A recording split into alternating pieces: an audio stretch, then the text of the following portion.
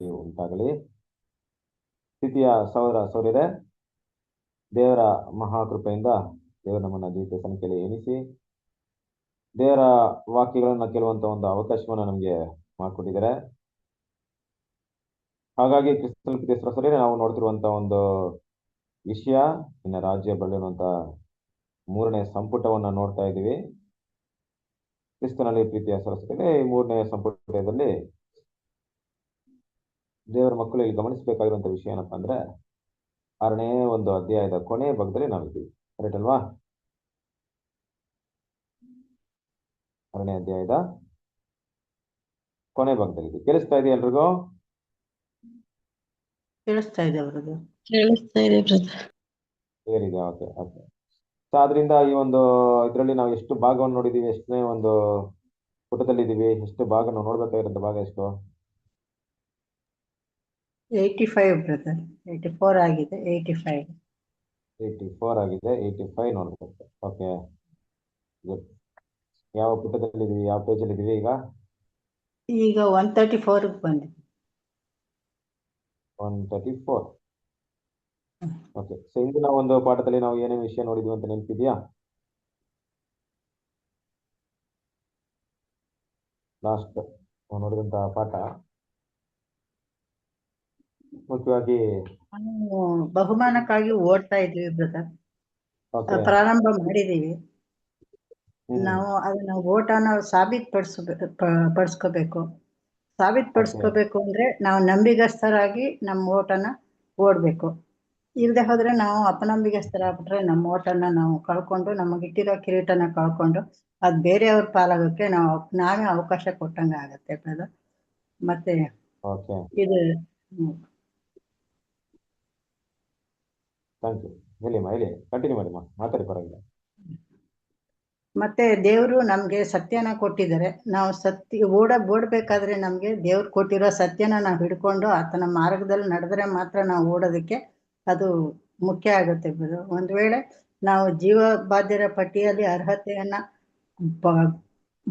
ಉಳಿಸ್ಕೋಬೇಕು ಅಂತ ಹೇಳಿದ್ರೆ ನಾವು ಕ್ರಿಸ್ತನ ಸಾರೂಪ್ಯದಲ್ಲಿ ಆತನ ಒಂದು ಮಟ್ಟಿಗೆ ನಾವು ಓಡಿದ್ರೆ ಮಾತ್ರ ನಾವು ಜೀವದ ಬಾಧ್ಯರ ಪಟ್ಟಿಯಲ್ಲಿ ಉಳಿಸ್ಕೋಬೋದೇ ಹೊರತು ಇಲ್ದರೆ ನಮ್ಮ ಹೆಸರು ಕಳೆದೋಗ್ಬಿಡುತ್ತೇವೆ. ಅದರಿಂದ ದೇವ್ರ ವಾಗ್ದಾನಗಳನ್ನ ನಾವು ಅಮೂಲ್ಯ, ಉತ್ಕೃಷ್ಟ ಅಂತ ತಿಳ್ಕೊಂಡು ಅದಕ್ಕೆ ಪ್ರಾಮಾಣಿಕವಾಗಿ ಇದ್ದು ನಮ್ಮ ಓಟವನ್ನ ನಾವು ಸಾಬೀತುಪಡಿಸ್ಕೋಬೇಕು.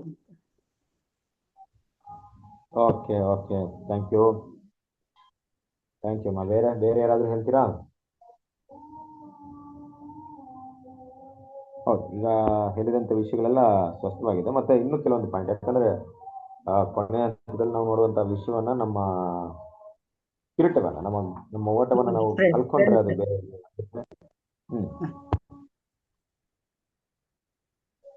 ಹೇಳಿ.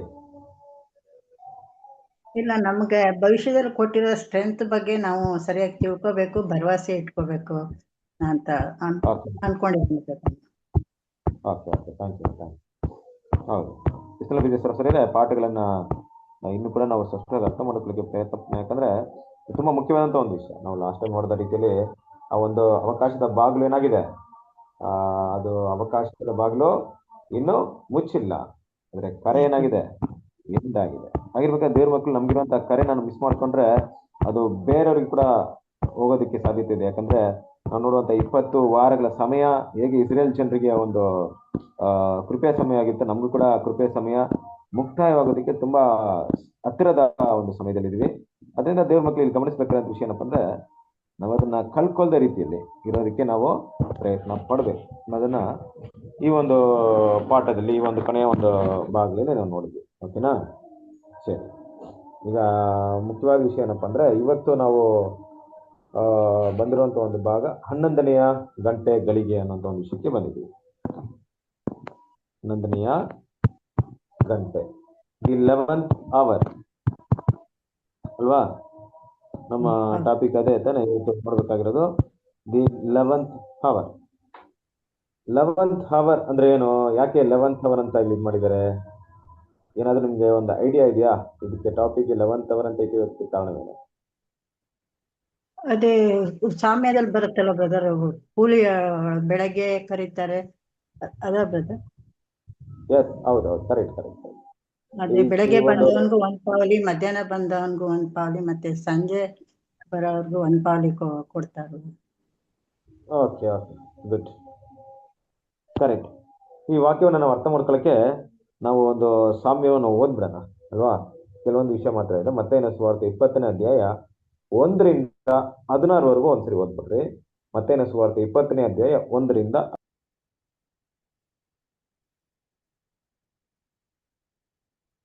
ಅದು ಹೇಗೆಂದರೆ, ಪರಲೋಕ ರಾಜ್ಯವು ಒಬ್ಬ ಮನೆಯ ಯಜಮಾನನಿಗೆ ಹೋಲಿಕೆಯಾಗಿದೆ. ಅವನು ತನ್ನ ದ್ರಾಕ್ಷಾ ತೋಟಕ್ಕೆ ಕೂಲಿ ಆಳುಗಳನ್ನು ಕರೆಯುವುದಕ್ಕೆ ಬೆಳಗ್ಗೆ ಹೊರಟನು. ಆಳಿಗೆ ದಿನಕ್ಕೆ ಒಂದು ಪಾವಲಿಯಂತೆ ಕೂಲಿ ಗೊತ್ತು ಮಾಡಿ ಅವರನ್ನು ದ್ರಾಕ್ಷಾ ತೋಟಕ್ಕೆ ಕಳುಹಿಸಿದನು. ತರುವಾಯ ಹೆಚ್ಚು ಕಡಿಮೆ 9 ಗಂಟೆಗೆ ಹೋಗಿ ಪೇಟೆಯಲ್ಲಿ ಸುಮ್ಮನೆ ನಿಂತಿದ್ದ ಇನ್ನೂ ಕೆಲವರನ್ನು ಕಂಡು, ನೀವು ಸಹ ನನ್ನ ದ್ರಾಕ್ಷೆ ತೋಟಕ್ಕೆ ಹೋಗಿರಿ, ನಿಮಗೆ ಸರಿಯಾದ ಕೂಲಿಯನ್ನು ಕೊಡುತ್ತೇನೆ ಅನ್ನಲು ಅವರು ತೋಟಕ್ಕೆ ಹೋದರು. ಅವರು ತಿರುಗಿ ಹೆಚ್ಚು ಕಡಿಮೆ 12 ಗಂಟೆಗೆ ಮತ್ತು 3 ಗಂಟೆಗೆ ಹೋಗಿ ಅದೇ ಪ್ರಕಾರ ಮಾಡಿದನು.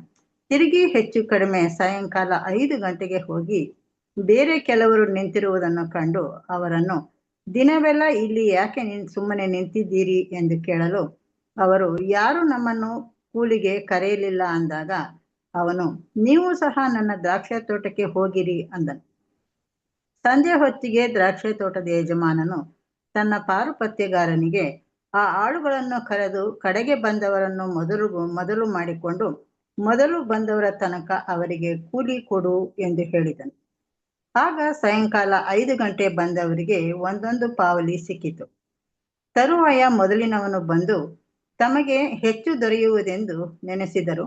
ಆದರೆ ಇವರಿಗೂ ಸಹ ಒಂದೊಂದೇ ಪಾವಲಿಯೇ ಸಿಕ್ಕಿತು. ಅದನ್ನು ತೆಗೆದುಕೊಂಡು ಮನೆಯ ಯಜಮಾನನ ಮೇಲೆ ಗುಣಗುಟ್ಟಿ, ಕಡೆಗೆ ಬಂದ ಇವರು 1 ತಾಸು ಹೊತ್ತು ಮಾತ್ರ ಕೆಲಸ ಮಾಡಿದ್ದಾರೆ, ನಾವು ದಿನವೆಲ್ಲ ಬಿಸಿಲಿನಲ್ಲಿ ಕೆಲಸ ಮಾಡಿ ಕಷ್ಟಪಟ್ಟಿದ್ದೇವೆ, ಇವರನ್ನು ನಮಗೆ ಸಮ ಮಾಡಿದ್ದೀಯೇ ಅಂದರು. ಅದಕ್ಕೆ ಅವನು ಅವರಲ್ಲಿ ಒಬ್ಬನಿಗೆ, ಕಂಟಿನ್ಯೂ ಮಾಡಲ ಬ್ರದರ್?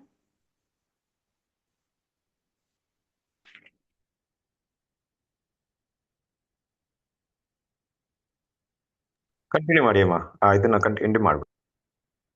ನೀನು ನನ್ನ ಸಂಗಡ 1 ಪಾವಲಿಗೆ ಒಡಂಬಟ್ಟಿಯಲ್ಲ, ನಿನ್ನ ಕೂಲಿ ತಕೊಂಡು ಹೋಗು, ನಿನಗೆ ಕೊಟ್ಟಂತೆ ಕಡೆಗೆ ಬಂದ ಇವನಿಗೂ ಕೊಡುವುದಕ್ಕೆ ನನಗೆ ಮನಸ್ಸುಂಟು, ನನ್ನ ಬದುಕನ್ನು ನಾನು ಬೇಕಾದ ಹಾಗೆ ಮಾಡಬಹುದಲ್ಲವೋ, ನಾನು ಒಳ್ಳೆಯವನಾಗಿರುವುದು ನಿನ್ನ ಕಣ್ಣನ್ನು ಒತ್ತುತ್ತದೋ ಎಂದು ಹೇಳಿದನು. ಈ ಪ್ರಕಾರ ಕಡೆಯವರು ಮೊದಲನೆಯವರಾಗುವರು, ಮೊದಲನೆಯವರು ಕಡೆಯವರಾಗುವರು ಎಂದು ಹೇಳಿದನು.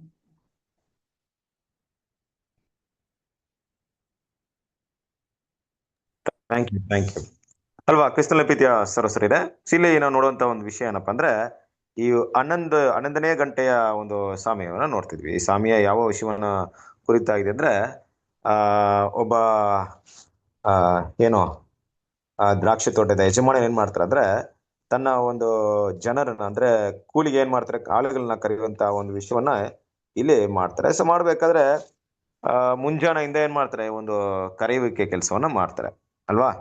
ಸೊ ಮುಂಜಾನೆಯಿಂದ ಕರಿಬೇಕಾದ್ರೆ 9 ಗಂಟೆಗೆ, ಮಧ್ಯಾಹ್ನದ ಹೊತ್ತು 3 ಗಂಟೆಗೆ, ಈ ರೀತಿಯಾಗಿ ಕರಿಬೇಕಾದ್ರೆ ಎಲ್ರನ್ನೂ ಕರಿತಾ ಇದ್ದಾರೆ. ಹಾಗೆ ನೋಡ್ಬೇಕಾದ್ರೆ ಅಲ್ಲಿ ಆದಷ್ಟು ಜನರು ಬಂದ್ರು ಕೂಡ ಇನ್ ಕೆಲವ್ರಿಗೆ ಕೂಡ ಅಲ್ಲಿ ಅವಕಾಶ ಇದೆ. ಸೊ ಅಲ್ಲೂ ಅವ್ರನ್ನ ಕರಿಬೇಕಾದ್ರೆ ಯಾವ ರೀತಿ ಕರೀತಾರೆ ಅಂದ್ರೆ, ನೀವ್ ಯಾಕೆ ದ್ರಾಕ್ಷಿ ತೋಟಕ್ಕೆ ಹೋಗಿ ಕೆಲಸ ಮಾಡಿಲ್ಲ ಅಂತ ಕೇಳ್ಬೇಕಾದ್ರೆ ಅವ್ರಿಗೆ ಯಾರು ನಮ್ಮನ್ನ ಕರೆದಿಲ್ಲ ಅನ್ನೋ ಒಂದು ಮಾತು ಬರೋದನ್ನ ನೋಡ್ತೀವಿ. ಅಂದ್ರೆ ಅವ್ರಿಗೆ ಏನ್ ಅರ್ಥ ಅಂದ್ರೆ, ಅವ್ರು ಬೆಳಿಗ್ಗೆಯಿಂದ ಸಿದ್ಧವಾಗಿದ್ರೆ ಆದ್ರೆ ಅವ್ರಿಗೆ ಕರೆ ಬಂದಿದ್ದು ತುಂಬಾ ತಡವಾಗಿ ಬಂದಿದೆ. ಹಾಗಾಗಿ ಕ್ರಿಸ್ತನ ಪ್ರೀತಿಯ ಸರಸರಿದೆ, ಆಗ ಆ ಒಂದು ವ್ಯಕ್ತಿಯ ಯಜಮಾನ ಏನ್ ಮಾಡ್ತಾರೆ, ಹೋಗಿ ನೀವು ಕೂಡ ದ್ರಾಕ್ಷಿ ತೋಟದಲ್ಲಿ ಕೆಲಸ ಮಾಡ್ರಿ ಅಂತ ಕರೆಯುವಂತ ಒಂದು ಭಾಗವನ್ನ ನೋಡಬಹುದು. ಈ ಒಂದು ಭಾಗ ಈ ಒಂದು ಸಾಮ್ಯದಲ್ಲಿ ಸಂಪೂರ್ಣವಾಗಿ ವಿವರಣೆಯನ್ನ ಕೊಟ್ಟಿದ್ದಾರೆ. ಅಂದ್ರೆ ಈ ಸಾಮ್ಯದಲ್ಲಿ ನಾವು ನೋಡ್ಬೇಕಾದ್ರೆ ಈ ಒಂದು 11ನೇ ಗಂಟೆ ಅನ್ನುವಂತ ಒಂದು ಸಾಮ್ಯ ಈ ಸಂಪೂರ್ಣವಾಗಿ ಇಲ್ಲಿ ಮಾತಾಡಿದಂತ ಒಂದು ಈ 11th ಅವರ್ ಅನ್ನುವಂತ ಒಂದು ವಿಷಯ ಸ್ವಾರ್ಥ ಯುಗದ ಅಂತ್ಯದಲ್ಲಿರುವಂತ ಜನಗಳಿಗೆ ಹೇಗೆ ಅದು ಸಂಬಂಧಪಟ್ಟಿರುತ್ತೆ. ಸ್ವಾರ್ಥ ಯುಗದ ಅಂತ್ಯದಲ್ಲಿ ಜೀವನ ಮಾಡ್ತಿರುವಂತ ನಿಜವಾದ ದೇವರ ಭಕ್ತರುಗಳಿಗೆ ಅದು ಹೇಗೆ ಆ ವಿಷಯವನ್ನ ನಾವು ಹೋಲಿಕೆ ಮಾಡಬಹುದು ಅನ್ನೋ ವಿಷಯವನ್ನ ಈ ಸಮಯದಲ್ಲಿ ಮಾತಾಡ್ತಾ ಇದ್ದಾರೆ. ಸೊ ನಿಮ್ಗೆ ಸಾಮ್ಯವನ್ನ ಓದಿದಾಗ ಅದು ಅರ್ಥವಾಗಿರ್ಬೋದು. ಈಗ ಅದರ ಭಾಗವನ್ನ ನಾವು ಅರ್ಥ ಮಾಡ್ಕೊಳ್ಳಕ್ಕೆ ಪ್ರಯತ್ನ ಪಡೋಣ. ಸೊ ಕಂಟಿನ್ಯೂ ಮಾಡ್ತೀರಾ, ಓದ್ತೀರಾ?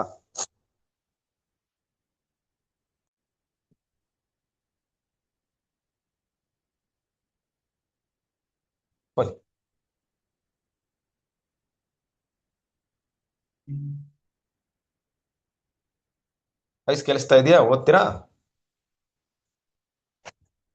ಓದ್ತೀನಿ brother. ಬಹುಶಃ ಈ ಸಾಮ್ಯವು ಈ ಸಮಯಕ್ಕೆ ಪಾಠವೊಂದನ್ನು ಕಲಿಸುವಂತೆ ವಿಶೇಷವಾಗಿ ಕೊಡಲ್ಪಟ್ಟಿದೆ. ಇಲ್ಲಿ ಕೂಲಿ ಆಳುಗಳು ದೇವರ ಪ್ರಾಮಾಣಿಕ ಪ್ರತಿಷ್ಠೆ ಹೊಂದಿದ ಮಕ್ಕಳಾಗಿದ್ದಾರೆ. ಅವರು ಈ ಸುವಾರ್ಥ ಯುಗದಲ್ಲೆಲ್ಲ, ಸಾಮ್ಯದ ದಿನದಲ್ಲೆಲ್ಲ ತಮ್ಮ ಸಮಯ ಮತ್ತು ಶಕ್ತಿಯನ್ನು ನಿಷ್ಠಾಪೂರ್ವಕವಾಗಿ ಬಳಸುತ್ತಿದ್ದಾರೆ. ಅದು ತಮ್ಮ ಸೇವೆಗಾಗಿ ಅಲ್ಲ, ಧನಪಿಶಾಚಿಯ ಸೇವೆಗಾಗಿಯೂ ಅಲ್ಲ, ಆದರೆ ದೇವರ ಸೇವೆಗಾಗಿ.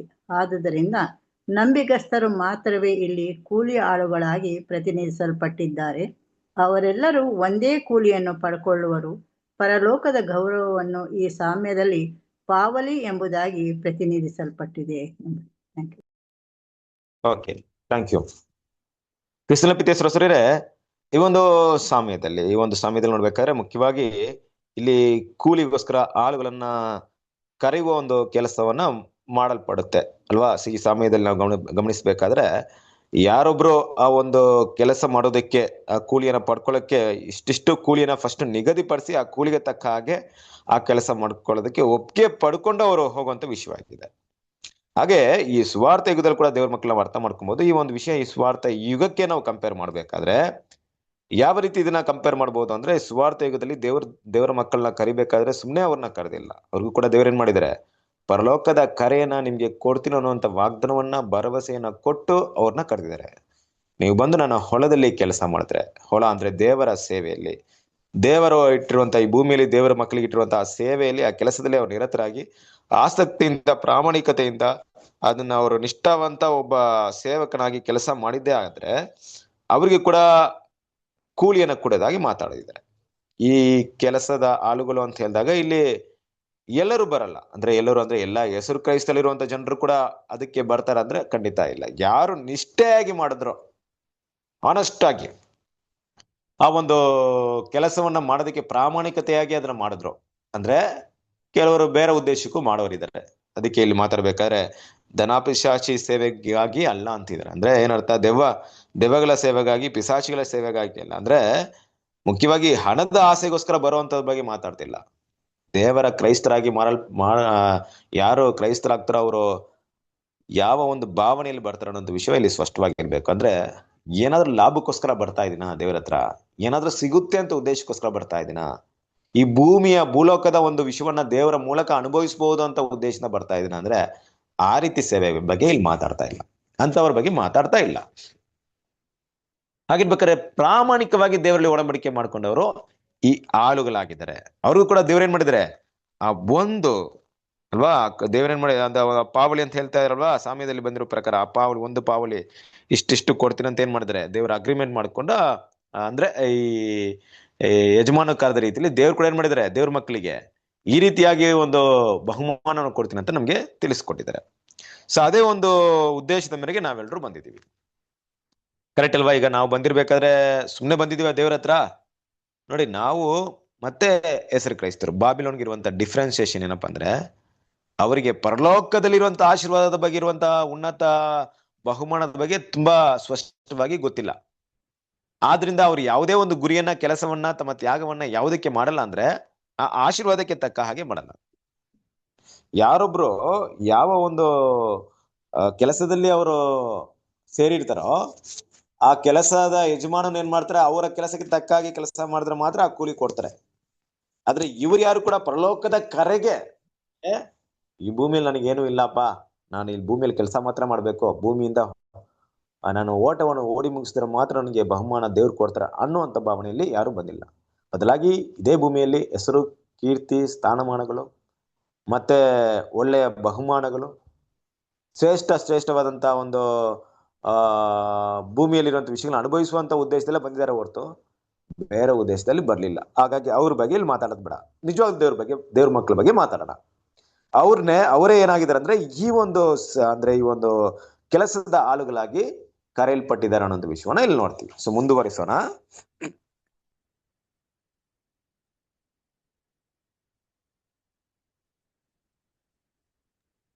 ಓದ್ಲಾ ಬ್ರದರ್? ಓದಿ ಇಷ್ಟ. ಕರೆಯ ಸಮಾನತೆ ಮತ್ತು ಕೂಲಿ ಆಳುಗಳ ಅಗತ್ಯತೆ ಇವುಗಳನ್ನು 4 ಕರೆಗಳಲ್ಲಿ ಪ್ರತಿನಿಧಿಸಲಾಗಿದೆ. ಮುಂಜಾನೆ 9 ಗಂಟೆಗೆ, ಮಧ್ಯಾಹ್ನ ಮತ್ತು ಅಪರಾಹ್ನ 3 ಗಂಟೆಗೆ. ಆದಾಗ್ಯೂ ಕೂಲಿ ಏನಿರಬೇಕೆಂಬುದನ್ನು ಸರಿಯಾಗಿ ಮತ್ತು ಸ್ಪಷ್ಟವಾಗಿ ಪ್ರಾರಂಭದಲ್ಲಿಯೇ ತಿಳಿಸಲಾಗಿತ್ತು. ಮನೆ ಯಜಮಾನನು ಅವರಿಗೆ, ನಿಮಗೆ ಸರಿಯಾದ ಕೂಲಿಯನ್ನು ಕೊಡುತ್ತೇನೆ ಎಂದು ಹೇಳಿ ದಿನಕ್ಕೆ 1 ಪಾವಲಿ ಎಂದು ಗೊತ್ತು ಮಾಡಿದ್ದನು. ಹೀಗೆ ರಾಜ್ಯದ ವಾಗ್ದಾನವನ್ನು ಆದಿಸಭೆಯವರು ಸ್ಪಷ್ಟವಾಗಿ ಅರ್ಥ ಮಾಡಿಕೊಂಡಿದ್ದರು. ಆದರೆ ನಂತರದಲ್ಲಿ ಮುಖ್ಯ ದೃಷ್ಟಿ ಕಳಕೊಂಡವರಾಗಿದ್ದು ಸ್ಪಷ್ಟವಾಗಿ ನಿರೂಪಿಸದೇ ಹೋದರು. ಕ್ರಿಸ್ತನ ಸಭೆಯ ಜೀವಿಸುವ ಸದಸ್ಯರುಗಳು ಈ ಸುವಾರ್ತೆಯುಗದ ಯಾವುದೇ ಸಮಯದಲ್ಲಿಯೂ ಆತನ ದ್ರಾಕ್ಷಾ ತೋಟದಲ್ಲಿ ಕೆಲಸ ಮಾಡುವವರಾಗಿದ್ದು ಎಲ್ಲಾ ಕೂಲಿ ಆಳುಗಳನ್ನು ಪ್ರತಿನಿಧಿಸುತ್ತಾರೆ. ಸಾಮ್ಯವು ಅದರ ನಿರ್ದಿಷ್ಟವಾದ ವೈಶಿಷ್ಟ್ಯತೆಯಲ್ಲಿ ಈ ಸೇವೆಯಲ್ಲಿ ದಿನದ ಕಾರ್ಯವು ಮುಗಿಯುತ್ತಾ ಬರುವ ಸಮಯದಲ್ಲಿ ಕಡೆ ಗಳಿಗೆಯಲ್ಲಿ 11ನೇ ಗಂಟೆಯಲ್ಲಿ, ಅಂದರೆ ಕೊನೆ ಗಂಟೆ ಪ್ರವೇಶಿಸುವವರ ಬಗ್ಗೆ ತಿಳಿಸುತ್ತದೆ. ಅವರುಗಳು ಕರ್ತನ ಸೇವೆಯಲ್ಲಿ ಆಸಕ್ತಿಯಿಂದ ಆದರೆ ತಡವಾಗಿ ತೊಡಗಿಕೊಂಡವರನ್ನು ಪ್ರತಿನಿಧಿಸುತ್ತಾರೆ. ಆಗ ಸಾಮಾನ್ಯ ಕರೆಯು ಮುಗಿದಿರುತ್ತದೆ. ಅವರು ಯಾರು ನಮ್ಮನ್ನು ಕೂಲಿಗೆ ಕರೆಯಲಿಲ್ಲ, ಆದುದರಿಂದ ನಾವು ಈ ಕರೆಯ ಮೂಲಕ ಕೆಲಸದಲ್ಲಿ ತೊಡಗಲು ತಡವಾಯಿತು ಎಂದು ಹೇಳಿದರು ಎಂಬುದೇ. Thank you. Okay, thank you. ಇಲ್ಲಿ ಗಮನಿಸಬೇಕಂತ ಮತ್ತೊಂದು ವಿಷಯ ಏನಪ್ಪಾ ಅಂದ್ರೆ, ಈ ಒಂದು ಕರೆ ಅದನ್ನ ಒಂದು 4 ಭಾಗವಾಗಿ ನಾವು ಡಿವೈಡ್ ಮಾಡಬಹುದು. ಕಾಲಾನುಸಾರವಾಗಿ, ಸಮಯಾನುಸಾರವಾಗಿ ಅದನ್ನ 4 ಡಿಫರೆನ್ಸ್ ಟೈಮ್ ಪೀರಿಯಡ್ ನ ಡಿವೈಡ್ ಮಾಡಬಹುದು. ಅದು ಯಾವುದು ಅಂತ ನೋಡಿದಾಗ ಮುಂಜಾನೆ, ನಂತರ 9 ಗಂಟೆ, ಮಧ್ಯಾಹ್ನ, ಅಪರಾಹ್ನ 3 ಗಂಟೆ. ಈ ವಿಶೇಷ ಸಮಯಗಳನ್ನ ನೋಡ್ಬೋದು. ಈ ಸಮಯದಲ್ಲಿ ಅಲ್ಲಿ ಯಜಮಾನನು ಏನ್ ಮಾಡಿದ್ದಾರೆ ಅಂದ್ರೆ ಆ ಕೂಲಿನ ಮಾತಾಡಿದ್ದಾರೆ. ಕೂಲಿನ ಎಷ್ಟು ಮಾತಾಡಿದ್ದಾರೆ ಅಂದ್ರೆ ನೋಡ್ರಿ, ಬೆಳಿಗ್ಗೆ ಬರ್ಬೇಕಾದ್ರೆ ಯಾರು ಕೂಡ ಕೂಲಿ ಕೇಳ್ದಾಗ ಹೋಗಲ್ವಲ್ಲ. ಕೆಲವೊಂದು ಟೈಮಲ್ಲಿ ಈಗೆಲ್ಲ ಕೂಲಿ ಬಗ್ಗೆ ಬಾರ್ಗಿಂಗ್ ನಡೀತು ಅಂದ್ರೆ ಹೆಚ್ಚು ಕಡಿಮೆ ಮಾತಾಡ್ತಾರೆ. ನಮ್ಗೆ ಇಷ್ಟು ಕೊಡಿ ಅಂತ ಇವ್ರು ಕೇಳ್ತಾರೆ, ಇಲ್ಲ ಅಷ್ಟಾಗಲ್ಲ ನಾನು ಇಷ್ಟು ಕೊಡ್ತೀನಿ ಅಂತ ಹೇಳ್ತಾರೆ. ಕೆಲವೊಂದು ಟೈಮಲ್ಲಿ ಕೆಲವೊಂದು ಕೆಲಸಗಳ ಮೇಲೆ ಕೂಲಿ ನಿಗದಿಸಲ್ಪಡುತ್ತೆ. ಕೆಲವರಿಗೆ ಒಂದು ದಿನ ಇಷ್ಟು ಅವರ್ ಮಾಡಿದ್ರೆ ಇಷ್ಟು ಅಮೌಂಟ್ ಅಂತ ಕೊಡ್ತಾರೆ. ಇನ್ ಕೆಲವೊಂದ್ ಕಡೆ ಹೇಗಿದೆ ಅಂದ್ರೆ ಇಷ್ಟು ಕೆಲಸವನ್ನ ಮಾಡಿದ್ರೆ ಇಷ್ಟು ದುಡ್ಡು ತಗೊಬಹುದು ಅಂತ ಕೊಡ್ತಾರೆ. ಆದ್ರೆ ಇಲ್ಲಿ ಅವ್ರು ಮಾಡುವಂತ ಕೆಲಸಗಳ ವಿಷಯಗಳ ಬಗ್ಗೆ ಮಾತಾಡ್ತಾ ಇಲ್ಲ, ಸಮಯದ ವಿಷಯ ಮಾತಾಡ್ತಾ ಇದೆ. ಅಂದ್ರೆ ಈ ಗಂಟೆಯಿಂದ ಈ ಟೈಮಲ್ಲಿ ಒಳಗಡೆ ಇದು ಮುಗಿಯುತ್ತೆ, ಈ ಟೈಮ್ ಒಳಗಡೆ ನೀವೇನ್ ಮಾಡ್ತೀರೋ ಅದಕ್ಕೆ ನಾನು ಇಷ್ಟು ಕೊಡ್ತೀನಿ ಅಂತ. ಆಗ ಕೆಲಸಕ್ಕೆ ಬಂದಿರುವಂತವ್ರು ಕೂಡ, ಕೂಲಿ ಆಳುಗಳು ಕೂಡ ಏನ್ ಮಾಡಿದ್ರೆ ಅದನ್ನ ಅರ್ಥ ಮಾಡ್ಕೊಂಡು, ಓಕೆ ನನಗೆ ಇಷ್ಟು ಸಿಗ್ತಾ ಇದೆಯಾ, ನನಗೆ ಈ ಸಮಯದಲ್ಲಿ 1 ಪಾವಳಿ ಸಿಗ್ತಾ ಇದೆಯಾ, ಪರವಾಗಿಲ್ವಲ್ಲ, ಒಳ್ಳೆ ಒಂದು ನನಗೆ ಒಂದು ದಿನ ಕೆಲಸ ಮಾಡಿದ್ದಕ್ಕೆ ಒಳ್ಳೆ ಒಂದು ದುಡ್ಡೇ ಸಿಗುತ್ತೆ, ಒಳ್ಳೆ ಒಂದು ಕೂಲಿನೇ ಸಿಗುತ್ತೆ ಅನ್ಬಿಟ್ಟು ಏನ್ ಮಾಡಿದ್ರೆ ಒಪ್ಪಿಗೆ ಪಡ್ಕೊಂಡು ಏನ್ ಮಾಡಿದ್ರೆ ಬಂದಿದ್ದಾರೆ ಎಲ್ರು ಕೂಡ. ಆದ್ರೆ ಈ ಕೂಲಿ ಆಳುಗಳ ವಿಷಯ ತಗೊಳ್ಬೇಕಾದ್ರೆ ಕ್ರಿಸ್ತನ ಪ್ರಿಯಸ್ತರೇ, ಯಾಕೆ ಇಷ್ಟೊಂದು ವಿಭಿನ್ನತೆ ಅನ್ನೋದು ಒಂದು ಮುಖ್ಯವಾದ ವಿಷಯ. ಯಾಕೆಂತ ನೋಡ್ಬೇಕಾದ್ರೆ ಆ ಒಂದು ತೋಟಕ್ಕೆ ಇಲ್ಲವೇ ಆ ಒಂದು ಯಜಮಾನನ ಒಂದು ದ್ರಾಕ್ಷಿ ತೋಟದಲ್ಲಿ ಕೆಲಸ ಮಾಡೋದಕ್ಕೆ ಕನಿಷ್ಠ ಜನರು ಬೇಕಾಯ್ತು. ಆ ಜನರ ಒಂದು ಕರೆಗೆ ಹೋದಾಗ ಅವರು ಎದುರು ನೋಡಿದಂತ ಒಂದು ಜನ ಅಷ್ಟು ಅಲ್ಲಿ ಇರ್ಲಿಲ್ಲ. ಮೊದಲನೇ ಒಂದು ಸ್ಥಾನದಲ್ಲಿ ಹೋಗಿದಾಗ ಆ ಸ್ಥಳದಲ್ಲಿ ಎದುರು ನೋಡುವಂತ ಒಂದು ಜನರು ಅಲ್ಲಿ ಇರ್ಲಿಲ್ಲ. ಆಗಿರ್ಬೇಕಾದ್ರೆ ಅವಾಗ ಏನ್ ಮಾಡ್ತಾರೆ, ಒಂದು 100 ಜನ ಬೇಕು ಅಂತ ಇಟ್ಕೊಳ್ಳಿ, ಒಂದು 10 ಜನನ ಇಲ್ಲಿಂದ ಕರೀತಾರೆ. ಕರೆದಾದ್ಮೇಲೆ ಬೇರೆ ಕಡೆ ಹೋಗ್ಬೇಕು, ಹುಡುಕ್ಬೇಕು, ಬೇರೆ ಕಡೆ ಜನ ಬೇಕು, ತೋಟಕ್ಕೆ ಜನರು ಬೇಕಲ್ವಾ. ಹಾಗೆ ಈಗ ಯಜಮಾನನ ಒಂದು ಒಳ್ಳೆ ಗುಣ ಏನಪ್ಪಾ ಅಂದ್ರೆ, ಪ್ರತಿ ಒಂದು ದಿನ ಪೂರ್ತಿ ಕೆಲಸ ಮಾಡೋದಕ್ಕೆ 1 ಪಾವಳಿನ ಫಿಕ್ಸ್ ಮಾಡ್ಬಿಟ್ಟಿದ್ದಾರೆ. ನೋಡ್ರಿ ಇಷ್ಟು ಕೊಟ್ಬಿಡ್ತೀನಿ ನಿಮ್ಗೆ ದುಡ್ಡು ಅಂತ. ತಡವಾಗಿ ಹೋಗಿ ಕರೀತಾ ಇದ್ದಾರೆ, ಒಂದು 9 ಗಂಟೆಗೆ ಹೋಗಿ ಕರಿಬೇಕಾದ್ರೆ ಅದು ಅವ್ರಿಗೆ ಅನ್ಸುತ್ತೆ, ಯಾರಿಗೆ ಆ ಒಂದು ಕೂಲಿ ಆಳುಗಳಿಗೆ ಅನ್ಸುತ್ತೆ ನಾವು ಲೇಟ್ ಆಗಿದೀವಿ ಅಂತ. ಆಗ ಕರಿಬೇಕಾದ್ರೆ ಬನ್ರಿ ಅಂತ. ಈಗ ಅವ್ರೇನ್ ತಿಳ್ಕೊಬಹುದು, ನಮಗೆ ಆ 1 ಪಾವಳಿಗಿಂತ ಕಡಿಮೆ ಸಿಗ್ಬೋದು. ಆದ್ರೆ ಯಜಮಾನ ಏನಂತಾರೆ, ನೀವು ಎದ್ರಕೊಂಡ್ಬೇಡ್ರಿ, ಬನ್ನಿ, ನೀವು ಸಂತೋಷ ಪಡೋ ರೀತಿಯಲ್ಲಿ ನಿಮ್ಗೆ ಕೂಲಿ ಕೊಡ್ತೀನಿ ನಾನು ಅಂತ ಏನ್ ಮಾಡಿದ್ರೆ ಕರೆದಿದ್ದಾರೆ. ಆಯ್ತು, ನಾವ್ ಹೆಂಗೂ ತಡವಾಗಿದ್ದೀವಿ, ಏನ್ ಕೊಟ್ಟಿದ್ ತಗೊಳ್ಳೋಣ ಅನ್ನೋ ಅಂತ ಉದ್ದೇಶದಲ್ಲಿ ಅವ್ರು ಹೋಗಿದ್ದಾರೆ.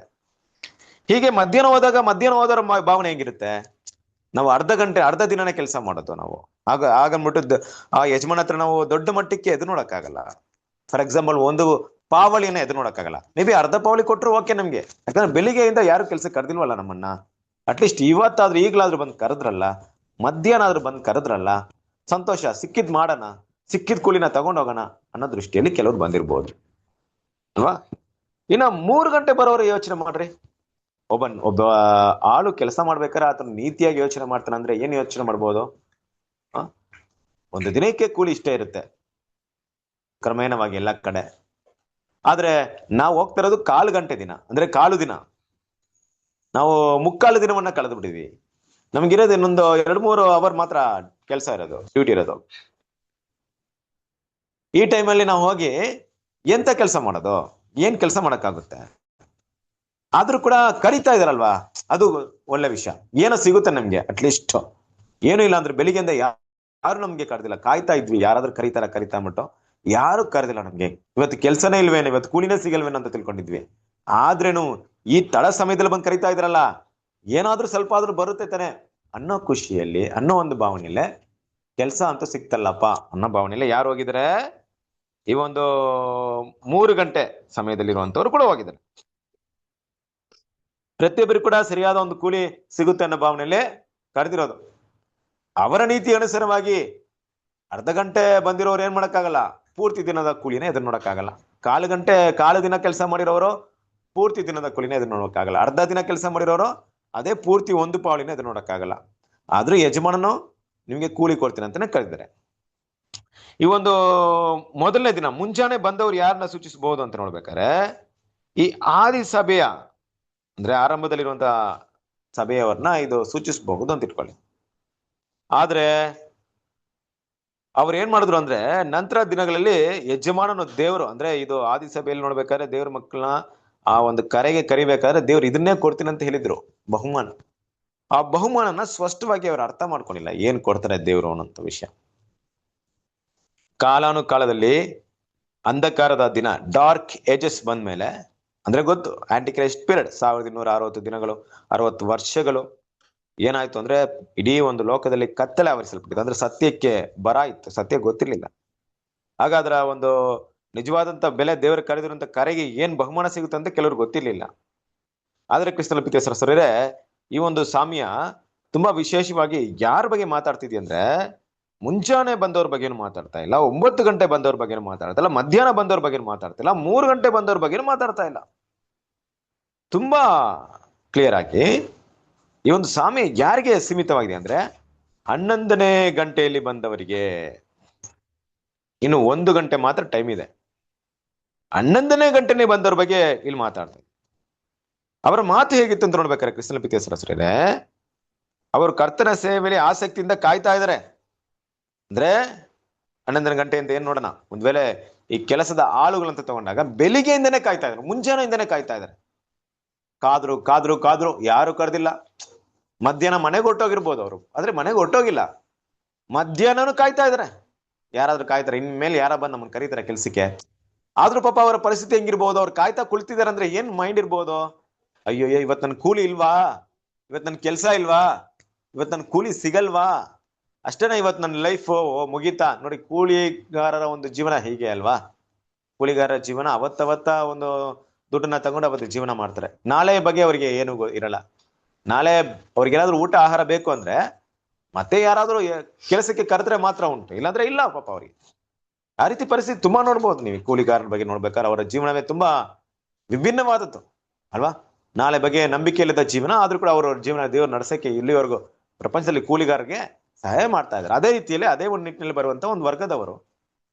ಈಗ ಕೊನೆ ಪಕ್ಷ ಆಯ್ತು, ಇನ್ನು 1 ಅವರ್ ಇರ್ಬೇಕಾದ್ರೆ ಯಾರಾದ್ರೂ ವೆಯ್ಟ್ ಮಾಡ್ತಾರಾ? ಯಾರು ವೆಯ್ಟ್ ಮಾಡಲ್ಲ ತಾನೆ. ಮನೆಗೆ ಹೊಟ್ಟೋಗಿರ್ತಾರೆ, ಟೈಮ್ ಎಲ್ಲ ಮುಗಿಯುತ್ತೆ, ಇನ್ಮೇಲೆ ಯಾರು ಕರೀತಾರೆ ನಮ್ಮನ್ನ? 1 ಅವರ್ ಯಾರು ಕೆಲಸ ಕರೀತಾರೆ? ಕರೆದು ಯಾರು ಕೂಲಿ ಕೊಡ್ತಾರೆ? ಯಾರು ಕೊಡಲ್ಲ ಅಂತ. ಆದ್ರೂ ನಿಂತ್ಕೊಂಡಿದ್ದಾರೆ ನೋಡ್ರಿ, 11th ಅವರ್ ಅಲ್ಲಿ ನಿಂತ್ಕೊಂಡಿದ್ದಾರೆ. ಯಜಮಾನ್ ಬರ್ಬೇಕಾದ್ರೆ, ಪಾಸ್ ಮಾಡ್ಬೇಕಾದ್ರೆ ನೋಡಿದ್ರು, ಇನ್ನೇನು 1 ಗಂಟೆ ಸಮಯದಲ್ಲಿ ಇರ್ಬೇಕಾದ್ರೆ ಒಬ್ರು ನಿಂತ್ಕೊಂಡವ್ರೆ. ಅವರು ಕೂಲಿಗಾರರ ತರ ಕಾಣಿಸ್ತಾ ಇದಾರೆ. ನೀವ್ ಯಾಕೆ ಇಲ್ಲಿ ನಿಂತ್ಕೊಂಡಿದ್ದೀರಾ? ನಾವು ಕೂಲಿಗಾರರ, ಯಾರು ನಮ್ಮನ್ನ ಕರೆದಿಲ್ವಲ್ಲ. ಏನ್ ಬೆಳಿಗ್ಗೆಯಿಂದ ಯಾರು ಕರೆದಿಲ್ವ ನೀವು? ಇಲ್ಲಿ ಯಾಕೆ ನಿಂತ್ಕೊಂಡಿದ್ದೀರಾ ನೀವು? ನಮ್ಮನ್ನ ಯಾರು ಕರೆದಿಲ್ಲ, ನಾವು ಕೆಲ್ಸಕ್ಕೋಸ್ಕರನೇ ಬಂದಿದ್ವಿ, ಯಾರು ಕರೆದಿಲ್ಲ ಅಂದ್ಬಿಟ್ಟು ಹೇಳಿದ ತಕ್ಷಣ ಯಜಮಾನ ಒಂದು ಕೆಲಸ ಮಾಡಿರ್ಬೋದು, ಆಯ್ತು ನನ್ನ ಒಂದು ತೋಟದಲ್ಲಿ ಕೆಲಸ ಇದೆ, ಆದ್ರೆ ನಾಳೆ ಬೆಳಿಗ್ಗೆಯಿಂದ ನೀವು ಬಂದ್ಬಿಡಿ, ಪೂರ್ತಿ ದಿನ ಕೆಲಸ ಮಾಡಿ ಅಂತ ಕರೆದಿರ್ಬೋದು, ಕೇಳ್ಬಿಟ್ಟು ಕಳ್ಸಿರ್ಬೋದು. ಕರೆಕ್ಟ್ ಅಲ್ವಾ? ಒಂದೆಲ್ಲ ಆ ರೀತಿ ಮಾಡಿದ್ರೆ ಮಾಡಿರ್ಬಹುದು, ಆದ್ರೆ ಆ ರೀತಿ ಮಾಡಿಲ್ಲ ಯಜಮಾನನು. ಅವರ ಪರಿಸ್ಥಿತಿನ ಅರ್ಥ ಮಾಡ್ಕೊಂಡ್ರು. ಪಾಪ ಬೆಳಿಗ್ಗೆಯಿಂದ ಕಾಯ್ತಾ ಕುಳಿತಿರಬಹುದು, ಅವರ ಜೀವನಕ್ಕೆ ಈಗ ಏನು ಇಲ್ದೆ ಹೋಗ್ಬಿಡುತ್ತೆ. ಅವರೇನೋ ಕೆಲ್ಸಕ್ಕೆ ಸಿದ್ಧವಾಗಿ ಬಂದಿದ್ದಾರೆ, ಆದ್ರೆ ಯಾರು ಕರೆದಿಲ್ಲ ಅನ್ನೋದು ಅವ್ರ ತಪ್ಪಲ್ಲ. ಆದ್ರೆ ಈ ಒಂದೇ ಒಂದು ಗಂಟೆ ಇರೋದು, ಏನ್ ಮಾಡೋಣ ಅನ್ಬಿಟ್ಟು ಯೋಚನೆ ಮಾಡಿದೆ. ಅವರನ್ನು ಕೂಡ ತನ್ನ ಒಂದು ತೋಟಕ್ಕೆ ಕೆಲಸ ಮಾಡೋದಕ್ಕೆ ಕರೀತಾರೆ. ಇದೇ ತುಂಬಾ ವಿಶೇಷವಾದ ವಿಷಯ. ಯಜಮಾನನ ಮನಸ್ಸು. ಕಂಟಿನ್ಯೂ ಮಾಡೋಣ.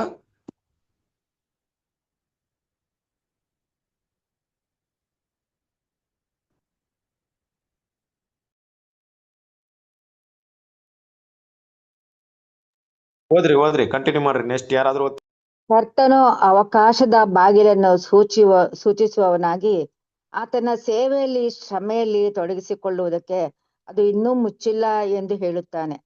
ಅದರ ಮುಚ್ಚುವಿಕೆ ಕತ್ತಲೆ ಬರುವುದನ್ನು ಸೂಚಿಸುತ್ತದೆ. ಯಾಕೆಂದರೆ ಕತ್ತಲೆಯಲ್ಲಿ ಯಾರೂ ಕೆಲಸ ಮಾಡಲಾರರು. ಆದರೆ ಇತರರನ್ನು ತನ್ನ ಸಾಮಾನ್ಯ ಕರೆಯ ಮೂಲಕ ಕೆಲಸಕ್ಕೆ ಗೊತ್ತುಪಡಿಸುವುದರಲ್ಲಿ ಆತನು ನಿಮಗೆ ಸರಿಯಾದ ಕೂಲಿಯನ್ನು ಕೊಡುತ್ತೇನೆ ಎಂದು ಹೇಳಿದನೇ ಹೊರತು ಆ ಪ್ರತಿಫಲ ಎಷ್ಟೆಂಬುದರ ಬಗ್ಗೆ ಆತನು ಏನನ್ನೂ ಹೇಳುವುದಿಲ್ಲ. ಮೊದಲಿಗೆ ಒಪ್ಪಿಕೊಂಡ ಕೂಲಿಯ ಒಂದು ಭಾಗವನ್ನು ಎಂದು ಮೊದಲಿಗೆ ಊಹಿಸಬಹುದು. Thank you brother. ಸರ್ ಇದೆ, ಥ್ಯಾಂಕ್ ಯು. ಇಲ್ಲಿ ಗಮನಿಸಬೇಕಾದ ವಿಷಯ ಏನಪ್ಪಾ ಅಂದ್ರೆ, ಕರ್ತನು ಅವಕಾಶದ ಬಾಗಿಲನ್ನು ಸೂಚಿಸುವವನಾಗಿ ಆತನ ಸೇವೆಯಲ್ಲಿ ಶ್ರಮೆಯಲ್ಲಿ ತೊಡಗಿಸಿಕೊಳ್ಳುವುದಕ್ಕೆ ಇದು ಇನ್ನೂ ಮುಚ್ಚಿಲ್ಲ ಎಂದು ಹೇಳುತ್ತಾನೆ. ಅಂದ್ರೆ ನೋಡ್ರಿ, ಈ ಒಂದು ಕೊನೆ ಗಳಿಗೆಯಲ್ಲಿ ನಿಂತಿರೋರಿಗೆ ಹೇಳುವಂತ ವಿಷಯ ಏನಪ್ಪಾ ಅಂದ್ರೆ, ಅವರು ಕೂಡ ಕೆಲ್ಸಕ್ಕೆ ಕಾಯ್ತಾ ಇದ್ರು, ಆದ್ರೆ ಒಂದೇ ಮಾತೇಲಿರ್ಬೋದು, ಇಲ್ಲ ಸಮಯ ಮುಗ್ದೋಯ್ತು, ಇನ್ಮೇಲೆ ನೀವೇನು ಮಾಡಂಗಿಲ್ಲ ಅಂತ ಹೇಳಿರ್ಬೋದು. ಆದ್ರೆ ಹಾಗೆ ಮಾಡಿಲ್ಲ. ಅವ್ರೇನ್ ಮಾಡ್ತಾರೆ? ಕರೀತಾರೆ. ಆ ಮುಚ್ಚುವಿಕೆ ಅಂದ್ರೆ ಏನಪ್ಪಾ ಅಂದ್ರೆ, 12 ಗಂಟೆ ಮುಗೀತು, ಇನ್ ಕತ್ಲೆ ಆದ್ಮೇಲೆ ಯಾರು ಕೆಲಸ ಮಾಡ್ತಾರೆ ತೋಟದಲ್ಲಿ? ಇನ್ ದ್ರಾಕ್ಷಿ ತೋಟದಲ್ಲಿ ಯಾರು ಕೆಲಸ ಮಾಡಕ್ಕಾಗುತ್ತಾ? ಕತ್ಲೆ ಆದ್ಮೇಲೆ ಯಾರಿಂದನೂ ಮಾಡಕ್ಕಾಗಲ್ಲ. ಬೆಳಕಿರಬೇಕಾದ್ರೆ ಕೆಲಸ ಮಾಡ್ಬೇಕು. ಆದ್ರೆ ಕತ್ಲೆ ಆಗ್ತಾ ಬಂದು ಇನ್ನು 1 ಗಂಟೆಯಲ್ಲಿ ಕತ್ಲೆ ಆಗ್ಬಿಡುತ್ತೆ, ಯಾರು ಕೆಲಸ ಮಾಡಕ್ಕಾಗಲ್ಲ. ಕೆಲಸದಿಂದ ಈಚೆ ಬರ್ಬೇಕು, ಎಲ್ರು ಕುಳಿ ತಗೊಂಡ್ ಮನೆಗೆ ಹೋಗ್ಬೇಕು. ಆದ್ರೆ ಕ್ರಿಸ್ತನ ಪ್ರೀತಿಯ ಸಹೋದರರೇ, ಇಲ್ಲಿ ಏನಾಗುತ್ತೆ ಅಂತ ನೋಡ್ಬೇಕಾದ್ರೆ, ಆ ಒಂದು ಕೊನೆ ಸಮಯದಲ್ಲಿ ಕೂಡ ಏನ್ ಮಾಡ್ತಾ ಇದ್ರೆ, ಇಲ್ಲಿ ಕರಿಬೇಕಾದ್ರೆ ಅಲ್ಲೂ ಕೂಡ ಏನಂತಾರೆ, ನಿಮಗೆ ಸರಿಯಾದ ಕೂಲಿನ ಕೊಡ್ತೇನೆ ಅಂತ ಏನ್ ಮಾಡ್ತಾರೆ, ಕರಿತಾ ಇದ್ರೆ. ಅವ್ರಿಗೇನೋ ಅದ್ರ ಒಂದು ಏನ್ ಕೊಡ್ತಾರೆ ಅಂತ ಗೊತ್ತಿಲ್ಲ, ಆದ್ರೆ ಕೊಡ್ತಾರೆ ಅಂದ್ಬಿಟ್ಟು. ಕರೆಕ್ಟ್ ಅಲ್ವಾ? ದೇವರ ಮಕ್ಕಳು ನಮಗೂ ಕೂಡ ಅಷ್ಟೇ. ನಮ್ಮನ್ನ ಕಂಪೇರ್ ಮಾಡಿ ನೋಡ್ಬೇಕಾದ್ರೆ, ಅಪೋಸ್ತಲರನ್ನ ಒಂದು ಜೀವನವನ್ನು ನಮ್ಮ ಜೀವನವನ್ನು ಕಂಪೇರ್ ಮಾಡಿ ನೋಡ್ಬೇಕಾದ್ರೆ, ಅವರಿಗೆ ಹೋಲಿಕೆ ಮಾಡಿ ನೋಡಿದಾಗ ನಾವು ಏನೂ ಇಲ್ಲ, ನಾವು ಅದಕ್ಕೆ ಸರಿಸಾಟಿಯೇ ಇಲ್ಲ.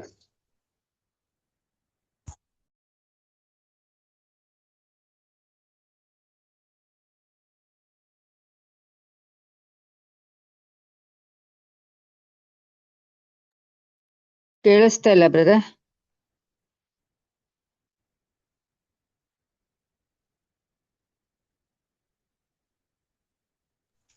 ಸಿಸ್ಟರ್ ಸಾರಿ, 1 ನಿಮಿಷ.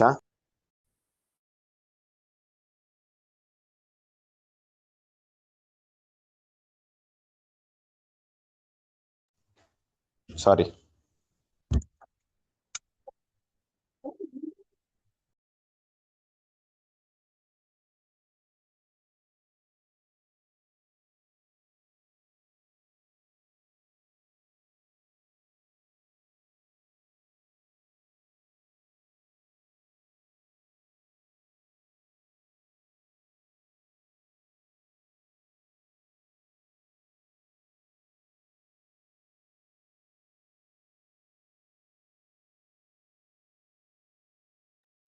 ಕ್ರಿಸ್ತನ ಪ್ರೀತಿಯ ಸಹೋದರರೇ, 1 ನಿಮಿಷ ದಯವಿಟ್ಟು ಸ್ವಲ್ಪ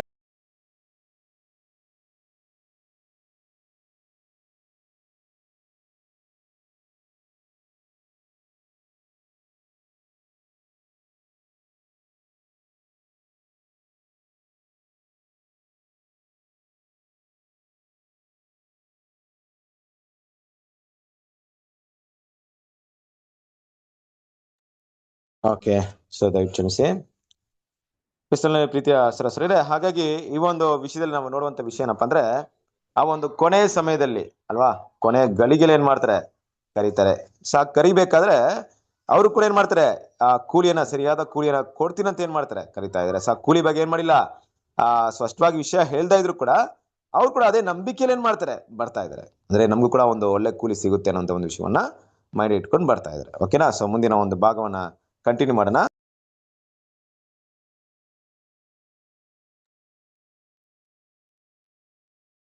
ಆದುದರಿಂದ ಸುವಾರ್ಥ ಯುಗದಲ್ಲಿ ನಮ್ಮ ಕರ್ತನು ಸಭೆಯಲ್ಲಿ ತಮ್ಮ ವಕ್ತಾರರ, ಅಂದರೆ ಇತರರಿಗಾಗಿ ಮಾತನಾಡುವ ಮುಖವಾಣಿ ಮೂಲಕವಾಗಿ ನಿರಂತರವಾಗಿ ತನ್ನ ಎಲ್ಲಾ ನಂಬಿಗಸ್ತರನ್ನು ಆತನ ಸೇವೆಗೆ ಆಮಂತ್ರಿಸುವವನಾಗಿದ್ದಾನೆ.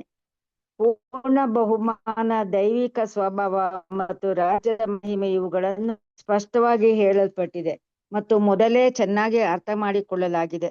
ಆದಾಗ್ಯೂ ಕಾಲದುದ್ದಕ್ಕೂ ಅದು ಪುನರುಚ್ಚರಿಸಲ್ಪಟ್ಟರೂ ಸತ್ಯದಿಂದ ಬಹಳವಾಗಿ ಬಿದ್ದು ಹೋದ ಪ್ರಯುಕ್ತ ಅಲ್ಲಿಂದೀಚೆಗೆ ಯಾರೂ ಅದನ್ನು ಅರ್ಥ ಮಾಡಿಕೊಂಡಿಲ್ಲ. ನಾವೀಗ ಸುವಾರ್ಥ ಯುಗದ ಸೇವೆಯ ಅಂತ್ಯದ ದಿನಗಳಿಗೆ 11ನೆಯ ಗಂಟೆಗೆ ಅಂತ್ಯಗಳಿಗೆಗೆ ಬಂದಿದ್ದೇವೆ. ಈ ದಿನಕ್ಕೆ ಕೂಲಿ ಆಳುಗಳನ್ನು ಕರೆಯುವ ಸಮಯವೂ ದಾಟಿ ಹೋಗಿದೆ. ಹೀಗಿದ್ದಾಗ್ಯೂ ಕೆಲವರು ನಿಂತುಕೊಂಡು, ನಮ್ಮನ್ನು ಯಾರೂ ಕೆಲಸಕ್ಕೆ ಕರೆದಿರುವುದಿಲ್ಲ, ನಮಗೆ ಕೆಲಸದ ವಾಗ್ದಾನ ದೊರೆಯಲಿಲ್ಲ, ನಮಗೆ ಕೆಲಸ ಸಿಕ್ಕರೂ ಪ್ರತಿಫಲದ ಬಗ್ಗೆ ಗೊತ್ತಿಲ್ಲ ಎಂದು ತೋಡಿಕೊಳ್ಳುತ್ತಾರೆ. ಕರೆಯು ಸ್ಥಗಿತಗೊಂಡಿದೆ, ದಿನದ ಕಾರ್ಯಗಳು ಹೆಚ್ಚು ಕಡಿಮೆ ಮುಗಿದು ಹೋಗಿದೆ. ನಾವಲ್ಲದೆ ಇನ್ನೂ ಬಹಳಷ್ಟು ಕೆಲಸಗಾರರಿದ್ದಾರೆ. ಆದರೆ ಇದಕ್ಕೆ ಯಜಮಾನನು, ನೀವು ಸಹ ನನ್ನ ದ್ರಾಕ್ಷೆ ತೋಟಕ್ಕೆ ಹೋಗಿರಿ, ನಾನು ಏನನ್ನೂ ವಾಗ್ದಾನ ಮಾಡುವುದಿಲ್ಲ. ಸರ್ವಸಾಮಾನ್ಯ ಕರೆಯು ಮುಗಿದಿದೆ, ಸ್ವಲ್ಪವೇ ಸಮಯವಿದೆ, ಕೆಲಸದ ಸಮಯವು ಮುಗಿಯುವ ಹಂತದಲ್ಲಿದೆ, ರಾತ್ರಿಯೂ ಬರುತ್ತದೆ, ಆಗ ಯಾರೂ ಕೆಲಸ ಮಾಡಲಾರರು. ಆದರೆ ಒಳಗೆ ಹೋಗಿರಿ, ನಿಮ್ಮ ಪ್ರೀತಿಯನ್ನು, ಉತ್ಸಾಹವನ್ನು ತೋರಿಸಿರಿ ಮತ್ತು ಬಹುಮಾನವನ್ನು ನನ್ನ ಉದಾರತೆಗೆ ಬಿಡಿರಿ ಎಂಬ ಮಾತುಗಳನ್ನು ಆತನ ವಕ್ತಾರರಾದ ನಮ್ಮ ಮೂಲಕ ಹೇಳಿಸುತ್ತಾನೆ ಎಂಬುವಂಥದ್ದು.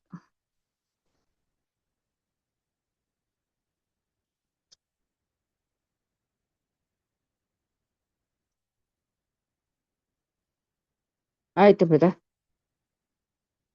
ಸಾರಿ, ದಯವಿಟ್ಟು ಕ್ಷಮಿಸಿ. ಈ ಒಂದು ಸುವಾರ್ತೆಯದ ಭಾಗವನ್ನ 4 ಭಾಗವಾಗಿ ನಾವು ಡಿವೈಡ್ ಮಾಡಿದ್ರೆ 4 ಕಾಲಗಳನ್ನ ನಾವೇನ್ ಮಾಡ್ಬೋದು, ಡಿವೈಡ್ ಮಾಡಬಹುದು ಅಲ್ವಾ. 4 ಕಾಲ ಅಂತ ತಗೊಂಡಾಗ ಯಾವ ರೀತಿ, ಆರಂಭದಲ್ಲಿ ಇದ್ದಂತ ಅಪೊಸ್ತಲರ ಕಾಲ ಇರ್ಬೋದು, ಮಧ್ಯದಲ್ಲಿ ಇರ್ಬೇಕಾದ ಕಾಲ ಇರ್ಬೋದು. ಈಗ ನಾವು ಬಂದಿರುವಂತ ಒಂದು ಕಾಲ, 4 ಕಾಲವನ್ನ ದಾಟಿ ಬಂದಿರುವಂತ ಈ 11th ಅವರ್ ಬಗ್ಗೆ ಇಲ್ಲಿ ಮಾತಾಡ್ತಾ ಇದ್ದಾರೆ. ಈ 11ನೇ ಒಂದು ನಿಮಿಷ.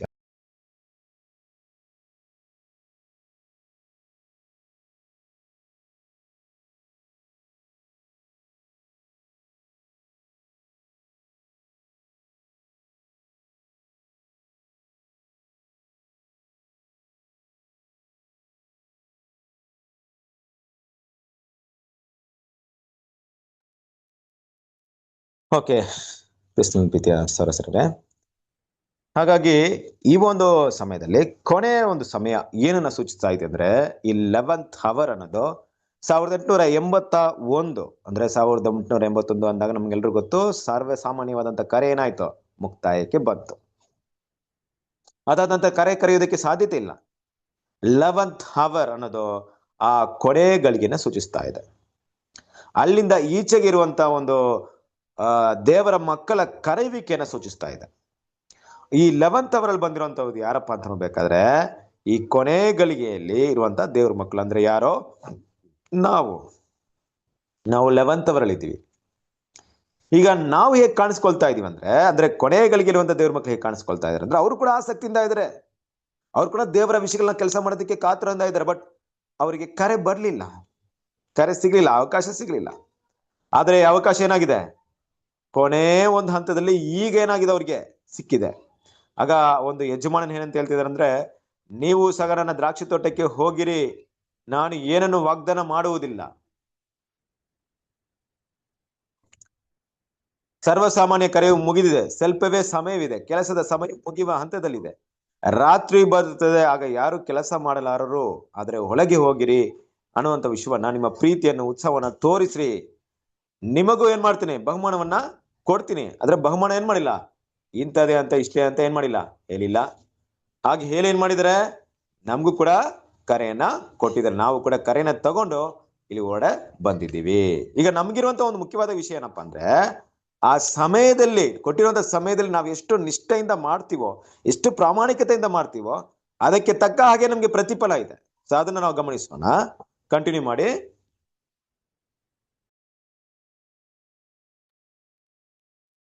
ನಾವು ಇದೆಲ್ಲದಕ್ಕೂ ಹೇಳಬಹುದಾದ ಒಂದೇ ಭರವಸೆ ಎಂದರೆ, ನಮ್ಮ ಒಡೆಯನಿಗಾಗಿ ದುಡಿದವನು ಆತನು ಕೇಳುವುದಕ್ಕಿಂತ ನಿರೀಕ್ಷಿಸುವುದಕ್ಕಿಂತ ಹೆಚ್ಚಾಗಿ ಪಡೆಯದೇ ಇರುವವನು ಇದುವರೆಗೆ ಯಾರೂ ಇಲ್ಲ ಎಂಬುದಾಗಿ ಮಾತ್ರವೇ ಹೇಳುವುದು. ಆಗ ಕೆಲಸ ಮಾಡುವವರಲ್ಲಿ ಕೆಲವರು ನಿಷ್ಠಾವಂತರಾಗಿ ದುಡಿಯಲಾಗದೆ ಬಿಟ್ಟು ಹೋಗುವರು. ಆಗ ಅಂತಹವರಿಗೆ ತೆಗೆದಿಟ್ಟ ಬಹುಮಾನ ಮತ್ತು ಕಿರೀಟವನ್ನು ನಂಬಿಗಸ್ತಿಕೆಯಿಂದ ಮತ್ತು ಸ್ವಾರ್ಥ ತ್ಯಾಗದಿಂದ ಆತನ ಕೆಲಸಕ್ಕೆ ಮತ್ತು ಬಹುಮಾನಕ್ಕೆ ಅರ್ಹರೆಂದು ಸಾಬೀತುಪಡಿಸುವ ಇತರರಿಗೆ ನೀಡಲಾಗುವುದು. ಓಕೆ, ಕ್ರಿಸ್ತನ ಪ್ರೀತಿಯ ಸರಸರೇ, ಇಲ್ಲಿ ಗಮನಿಸಬೇಕಾದ ಒಂದು ವಿಷಯ ಏನಪ್ಪಾ ಅಂದ್ರೆ, ನೋಡಿ, ಮೊದಲು ಬಂದಂತವ್ರಿಗೂ ಒಂದು ಕೂಲಿನ ಫಿಕ್ಸ್ ಮಾಡಿದ್ರು. ಆ ಕೂಲಿನ ಯಾವ ರೀತಿ ಫಿಕ್ಸ್ ಮಾಡಿದಾರೆ ಅಂದ್ರೆ, ಒಂದು ಪಾವಳಿ ಅನ್ನೋಂತ ಫಿಕ್ಸ್ ಮಾಡಿದ್ದಾರೆ. ಅದೇ ರೀತಿ ದೇವ್ರ ಏನ್ ಮಾಡಿದ್ರೆ, ದೇವ್ರ ಮಕ್ಕಳಿಗೆ ಕರೆನ ಕೊಡ್ಬೇಕಾದ್ರೆ ಕರೆ ಬಗ್ಗೆ ಏನ್ ಮಾಡಿದ್ರೆ, ಸ್ಪಷ್ಟವಾದ ಮಾಹಿತಿ ಕೊಟ್ಟಿದ್ದಾರೆ, ನಾಲೆಜ್ನ ಕೊಟ್ಟಿದ್ದಾರೆ. ಆದ್ರೆ ಅವ್ರು ಏನಾಗಿದ್ದಾರೆ ಅಂದ್ರೆ, ಅದನ್ನ ಅರ್ಥ ಮಾಡ್ಕೊಂಡಿಲ್ಲ ಅಲ್ವಾ. ಸೊ ನಮ್ಮ ಮೇಲೆ ಒಂದು ವಿಷಯ ನೋಡಿದಾಗ, ಅವರು ಬಿದ್ದು ಹೋದ ಒಂದು ಪರಿಸ್ಥಿತಿಲಿರುವ ಕಾರಣದಿಂದ ಸತ್ಯವನ್ನ ಸರಿಯಾಗಿ ಅರ್ಥ ಮಾಡ್ಕೊಳ್ದೆ ಯಾವ ಬಹುಮಾನ ಹೇಗೆ ಸಿಗುತ್ತೆ ಅನ್ನೋದು ಗೊತ್ತಿಲ್ಲ, ಆ ನಾಲೆಜೇ ಇಲ್ದ ಆಗ್ಬಿಡ್ತು. ಆರಂಭದಲ್ಲಿ ದೇವ್ರು ಏನ್ ಸತ್ಯ ಕೊಟ್ರೋ, ಏನೋ ಒಂದು ಜೀವವನ್ನ ಕೊಡ್ತೀರಂತ ವಾಗ್ದಾನ ಮಾಡಿದ್ರು, ಅದೇ ಒಂದು ವಾಗ್ದಾನ ಕೊನೆ ತನಕ ಇದೆ. ಬಟ್ ನಮ್ಗೆ ಕ್ರೈಸ್ತ ಮಂಡಲದಲ್ಲಿ ಹೋಗಿ ಕೇಳ್ರಿ, ಅಮರತ್ವ ಅನ್ನೋಂತ ಒಂದು ಕರೆ ಇದೆಯಾ, ಅದ್ರ ಬಗ್ಗೆ ನಾಲೆಜೇ ಇರಲ್ಲ ಅವರಿಗೆ. ಯಾಕಂದ್ರೆ ಬಹುಮಾನದ ಬಗ್ಗೆನೇ ಗೊತ್ತಿಲ್ಲ ಅವರಿಗೆ. ಆದ್ರೆ ಇಲ್ಲಿ ದೇವ್ರ ಮಕ್ಳು ಮಾಡ್ಬೇಕಾಗಿರೋ ವಿಷಯ ಏನಪ್ಪಾ ಅಂದ್ರೆ, ನಮ್ಮನ್ನ ದ್ರಾಕ್ಷಿ ತೋಟಕ್ಕೆ ಕರೆದ ಮೇಲೆ ನಾವು ಮಾಡ್ಬೇಕಾಗಿರೋಂಥ ಮುಖ್ಯವಾದ ಒಂದು ವಿಷಯ ಏನಪ್ಪಾ ಅಂದ್ರೆ, ನಮ್ಮ ಒಡೆಯನಿಗಾಗಿ ದುಡಿಯುವವನು ಆತನು ಕೇಳುವುದಕ್ಕಿಂತ ನಿರೀಕ್ಷಿಸುವುದಕ್ಕಿಂತ ಹೆಚ್ಚಾಗಿ ಪಡೆಯದೇ ಇರುವವನು ಇದುವರೆಗೆ ಯಾರೂ ಇಲ್ಲ ಅನ್ನೋದು ತುಂಬಾ ಮುಖ್ಯವಾದ ವಿಷಯ. ಅಂದ್ರೆ ಏನರ್ಥ, ನಾನೇನೇ ನಿಷ್ಠೆಯಿಂದ ಕೆಲಸ ಮಾಡಿದ್ರೆ ಖಂಡಿತ ದೇವರು ದೊಡ್ಡ ಬಹುಮಾನ ಕೊಟ್ಟೆ ಕೊಡ್ತಾರೆ. ನನಗೆ ಕೆಲಸ ಏನಪ್ಪಾ ಅಂದ್ರೆ, ನಿಷ್ಠೆಯಿಂದ ಪ್ರಾಮಾಣಿಕತೆಯಿಂದ ಕೆಲಸ ಮಾಡ್ಬೇಕು. ಹಾಗೆ ಈ ದ್ರಾಕ್ಷಿ ತೋಟಕ್ಕೆ ಕರೆಯಲ್ಪಟ್ಟವ್ರು ಎಲ್ರು ಕೂಡ ಅದೇ ನಿಷ್ಠೆನ ತೋರಿಸಿದ್ರ ಅಂದ್ರೆ, ತೋರಿಸಿಲ್ಲ. ಒಂದ್ ವೇಳೆ ಯಜಮಾನನು ಎದುರು ನೋಡುವಂತ ಆ ಸಂಖ್ಯೆ, ಒಂದಲ್ಲ 100 ಜನ ಅಲ್ಲಿ ಕೆಲಸ ಮಾಡಕ್ಕೆ ಕರೆಯಲ್ಪಡ್ಬೇಕಂದ್ರೆ, ಆರಂಭದಲ್ಲೇ ಅಂದ್ರೆ 11 ಗಂಟೆಗೆ ಮೊದಲೇ 100 ಜನ ಕರೆದಿರಬಹುದು. ಆದ್ರೆ ಅದ್ 100 ಜನದಲ್ಲಿ ಏನಾಗಿರ್ಬಹುದು, ಕೆಲವರು ಕೆಲಸ ಮಾಡದೆ ಬಿಟ್ಟು ಹೋಗಿರ್ಬೋದು. ಹೋಗ್ತಾರಲ್ಲ, ಈಗ ಹೆಂಗ್ ಹೋಗ್ತಾರೆ ಅಂದ್ರೆ, ಯಾರ ಕರೀತಾರೆ, ಕರೆದಾಗ ಒಂದು ಪಾವಳಿ ಅಂತ ಫಿಕ್ಸ್ ಮಾಡಿರ್ತಾರೆ. ಅದೇ ಸಮಯದಲ್ಲಿ ಬೇರೆ ಯಾರ ಬಂದ್ ಏನ್ ಮಾಡ್ತಾರೆ, ಒಂದು ಪಾವಳಿ ಯಾಕೆ ಇಲ್ಲಿ ಮಾಡ್ತೀನಿ, ನಾನು 2 ಪಾವಳಿ ಕೊಡ್ತೀನಿ ಅಂತ ಯಾರು ಕರೆದಿರ್ಬೋದು. ಆಯ್ತು, ನಾನು ಅಲ್ಲಿಗೆ ಹೋಗ್ತೀನಿ ಅಂತ ಹೋಗಿರ್ಬಹುದು, ಗೊತ್ತಿಲ್ಲ ಏನ್ ನಡೆದಿದೆ. ಬಟ್ ಇಲ್ಲಿ ಸಾಮ್ಯ ವಿಷಯಗಳನ್ನ ಮಾತಾಡ್ತಾ ಇದೀವಿ ಅಷ್ಟೇ. ಈ ರೀತಿಯಾಗಿ ಅರ್ಥ ಮಾಡ್ಕೊಳ್ಳೋದು, ಸತ್ಯ ವಿಷಯಗಳ ಅರ್ಥ ಮಾಡ್ಕೊಳ್ಳಕ್ಕೆ ಅದು ಸಹಾಯವಾಗುತ್ತೆ. ಆ ರೀತಿಯಾಗಿ ದೇವರ ಮಕ್ಕಳಲ್ಲಿ ಕರೆಗೆ ಬಂದವರು ಲೋಕದ ಆಸೆಗೋಸ್ಕರ ದೇವರನ್ನ ಬಿಟ್ಟು ಹೋಗಿರ್ಬೋದು. ಈ ಐಶ್ವರ್ಯದ ಒಂದು ದಾಹದಿಂದ, ಲೋಕದ ಒಂದು ಸೆಳೆತದಿಂದ ದೇವರ ಕರೆಯನ್ನ ಅಲ್ಲೆಗೆಳೆದಿರಬಹುದು, ಬಿಟ್ಟೋಗಿರ್ಬೋದು. ಅವರಿಗೋಸ್ಕರ ಇಟ್ಟಿರುವಂತಹ ಕಿರೀಟವಿದೆಯಲ್ಲ, ಆ ಕಿರೀಟ ಯಾರಿಗಿರ್ಬೇಕು, ಅದನ್ನ ಯಾರು ಕಲ್ಕೊಂಡ್ಮೇಲೆ ನಂತರ ಯಾರು ಬರ್ತಾರೋ ಅವ್ರಿಗೆ ಅದು ಇರುತ್ತೆ ಅಲ್ವಾ. ಇಲ್ಲಿ ಕಿರೀಟದ ಬಗ್ಗೆ ಮಾತಾಡ್ಬೇಕಾದ್ರೆ, ಆ ಬಹುಮಾನ ವಿಶೇಷವಾಗಿ ಆ ಒಂದು ಪಾವಳಿ ಇರ್ಬೋದು, ಕಿರೀಟ ಇರ್ಬೋದು, ಇದೆಲ್ಲ ಕೂಡ ಒಂದೇ ವಿಷಯವನ್ನ ಇಲ್ಲಿ ತೋರಿಸ್ತಾ ಇದೆ. ಅದೇ ದೇವ್ರ ಮಕ್ಳ ಮೈಂಡ್ ಅಲ್ಲಿ ಇರ್ಬೇಕಾದ ಏನ್ ವಿಷಯ, ನಾವು ನಿಷ್ಠೆಯಿಂದ ಕೆಲಸ ಮಾಡಿದ್ರೆ ದೇವರು ಖಂಡಿತವಾಗಿ ಏನ್ ಮಾಡ್ತಾರೆ, ಅದಕ್ಕೆ ತಕ್ಕ ಪ್ರತಿಫಲವನ್ನ ಕೊಟ್ಟೆ ಕೊಡ್ತಾರೆ. ನಮ್ಮ ಕೆಲಸ ನಿಷ್ಠೆಯಿಂದ ಇರಬೇಕು ಅನ್ನೋ ವಿಷಯವನ್ನ ದೇವ್ರ ಮಕ್ಕಳು ಅರ್ಥ ಮಾಡ್ಕೋಬೇಕು. ಕಂಟಿನ್ಯೂ ಮಾಡೋಣ. ಓದಿ. ಹೀಗೆ ನಂತರದಲ್ಲಿ ಯಾರಾದರೂ ಇತ್ತೀಚೆಗೆ ನಮ್ಮ ಕರ್ತನ ಬಗ್ಗೆ ತಿಳಿದು ಮತ್ತು ಆತನನ್ನು ಪ್ರೀತಿಸುತ್ತಾರೋ ಮತ್ತು ಆತನ ಸತ್ಯದ ಸೇವೆ ಮಾಡುವ ಆಕಾಂಕ್ಷೆಯನ್ನು ತೋರುತ್ತಾರೆಯೋ ಅಂಥವರನ್ನು 1881ರಲ್ಲಿ ಸಾಮಾನ್ಯ ಕರೆಯು ಮುಗಿದಿರುವುದರಿಂದ ನಿರುತ್ಸಾಹಗೊಳ್ಳುವುದು ಬೇಡ. ನಾವು ನಮ್ಮ ಮುಂದಿರುವ ತ್ಯಾಗದ ಮತ್ತು ಸೇವೆಯ ಅವಕಾಶದ ಬಾಗಿಲು ತೆರೆದಿರುವುದನ್ನು ನೋಡುವವರಾದರೆ ಒಳಕ್ಕೆ ಹೋಗಿರಿ, ಆದರೆ ತ್ವರಿತವಾಗಿ ಪ್ರವೇಶಿಸಿರಿ. ಯಾಕೆಂದರೆ ಕತ್ತಲೆಯ ರಾತ್ರಿ ಮತ್ತು ಸತ್ಯಕ್ಕೆ ತೀಕ್ಷ್ಣವಾದ ವಿರೋಧ ನಮ್ಮ ಮೇಲೆ ದೀರ್ಘಕಾಲದಿಂದ ಇರುವುದು ಮತ್ತು ನಾವು ಸೇವೆಯಲ್ಲಿ ತೊಡಗಿಸಿಕೊಳ್ಳುವುದಕ್ಕೆ ಅದು ಅಡ್ಡಿಪಡಿಸುತ್ತದೆ. ಬೆಳಿಗ್ಗೆಯು ಬರುತ್ತದೆ, ರಾತ್ರಿ ಸಹ ರಾತ್ರಿಯು ಬರುವಾಗ ಯಾರೊಬ್ಬರು ಕೆಲಸ ಮಾಡಲಾರರು. ಆಗ ಅದು ನಿಜವಾಗಿರುವಾಗ ಬಾಗಿಲು ಮುಚ್ಚಿದೆ ಮತ್ತು ಎಲ್ಲ ಬುದ್ಧಿವಂತ ಕನ್ಯೆಯರು ಒಳ ಪ್ರವೇಶಿಸಿದ್ದಾರೆ ಮತ್ತು ಅವರುಗಳೆಲ್ಲರೂ ಸಾಬೀತುಪಡಿಸಿದ್ದಾರೆ ಮತ್ತು ಎಲ್ಲ ಖಾಲಿ ಸ್ಥಾನಗಳು ಅರ್ಹವಾಗಿ ತುಂಬಲ್ಪಟ್ಟಿದೆ ಎಂಬುದನ್ನು ನೀವು ತಿಳಿಯಬಹುದು. ದೇವರ ಎಲ್ಲ ವಿಶೇಷ ಸೇವಕರುಗಳಿಗೆ ಆ ಸಮಯದಲ್ಲಿ ಹಣೆಯ ಮೇಲೆ ಮುದ್ರಿಸಿರಲಾಗುವುದು. ದೇವರ ಯೋಜನೆಯ ಬೌದ್ಧಿಕ ಮೆಚ್ಚುಗೆಯನ್ನು ನೀಡಲಾಗುವುದು. ಚತುರ್ದಿಕ್ಕಿನ ಗಾಳಿಯನ್ನು ಬಿಡುಗಡೆ ಮಾಡಲಾಗುವುದು. ಪ್ರಕಟಣೆ 7ನೇ ಅಧ್ಯಾಯ 1-3 ಆಗ ಸಂಕಷ್ಟದ ಮಹಾ ಸುಂಟರ ಗಾಳಿಯು ಉತ್ಪತ್ತಿಯಾಗುವುದು. ಅದರ ಮಧ್ಯದಲ್ಲಿ ಎಲಿಯ ವರ್ಗದ ಉಳಿಕೆಯವರು ಬದಲಾಗುವರು ಮತ್ತು ದೇವರ ರಾಜ್ಯದ ಮಹಿಮೆಗೆ ಎತ್ತಲ್ಪಡುವರು. Thank you brother. ಓಕೆ, ಕ್ರಿಸ್ತನ ಪ್ರೀತಿಯ ಈ ಒಂದು ಸಮಯದಲ್ಲಿ ದೇವರ ಮಕ್ಕಳಿಗೆ ಅಂದ್ರೆ ವಿಶೇಷವಾಗಿ ಯಜಮಾನನು ಬಂದು ಕರೀತಿರುವಂತ ಭಾಗ, ಸುವಾರ್ತೆ ಯುಗದ ಪೂರ್ತಿ ಸತ್ಯವನ್ನು ಕೊಟ್ಟು ಆ ಕರೆಗೆ ಆಮಂತ್ರ ಮಾಡಿದಂತ ವಿಷಯ, ಇನ್ವಿಟೇಷನ್ ಕೊಟ್ಟಂತ ವಿಷಯ, ಬನ್ರಿ ಕೆಲಸಕ್ಕೆ ಬನ್ರಿ, ನೀವು ಬನ್ರಿ ಅಂತ. ಆದ್ರೆ ನಮಗೆ ಬಂದಿರುವಂತ ಒಂದು ಮೆಸೇಜ್ ಯಾವ ಮೆಸೇಜ್ ಗೊತ್ತಾ? 11ನೇ ಸಮಯದಲ್ಲಿ 11th hour 11ನೇ ಗಂಟೆಯಲ್ಲಿ 11ನೇ ಗಳಿಗೆಯಲ್ಲಿ ಇರುವಂತ ಅಂತ್ಯ ಗಳಿಗೆಯಲ್ಲಿ ಇರುವಂತ ಜನರಿಗೆ ಬರಬೇಕಾದಂತ ಒಂದು ಸಂದೇಶ ನಮ್ಗೆ ಬಂದಿದೆ.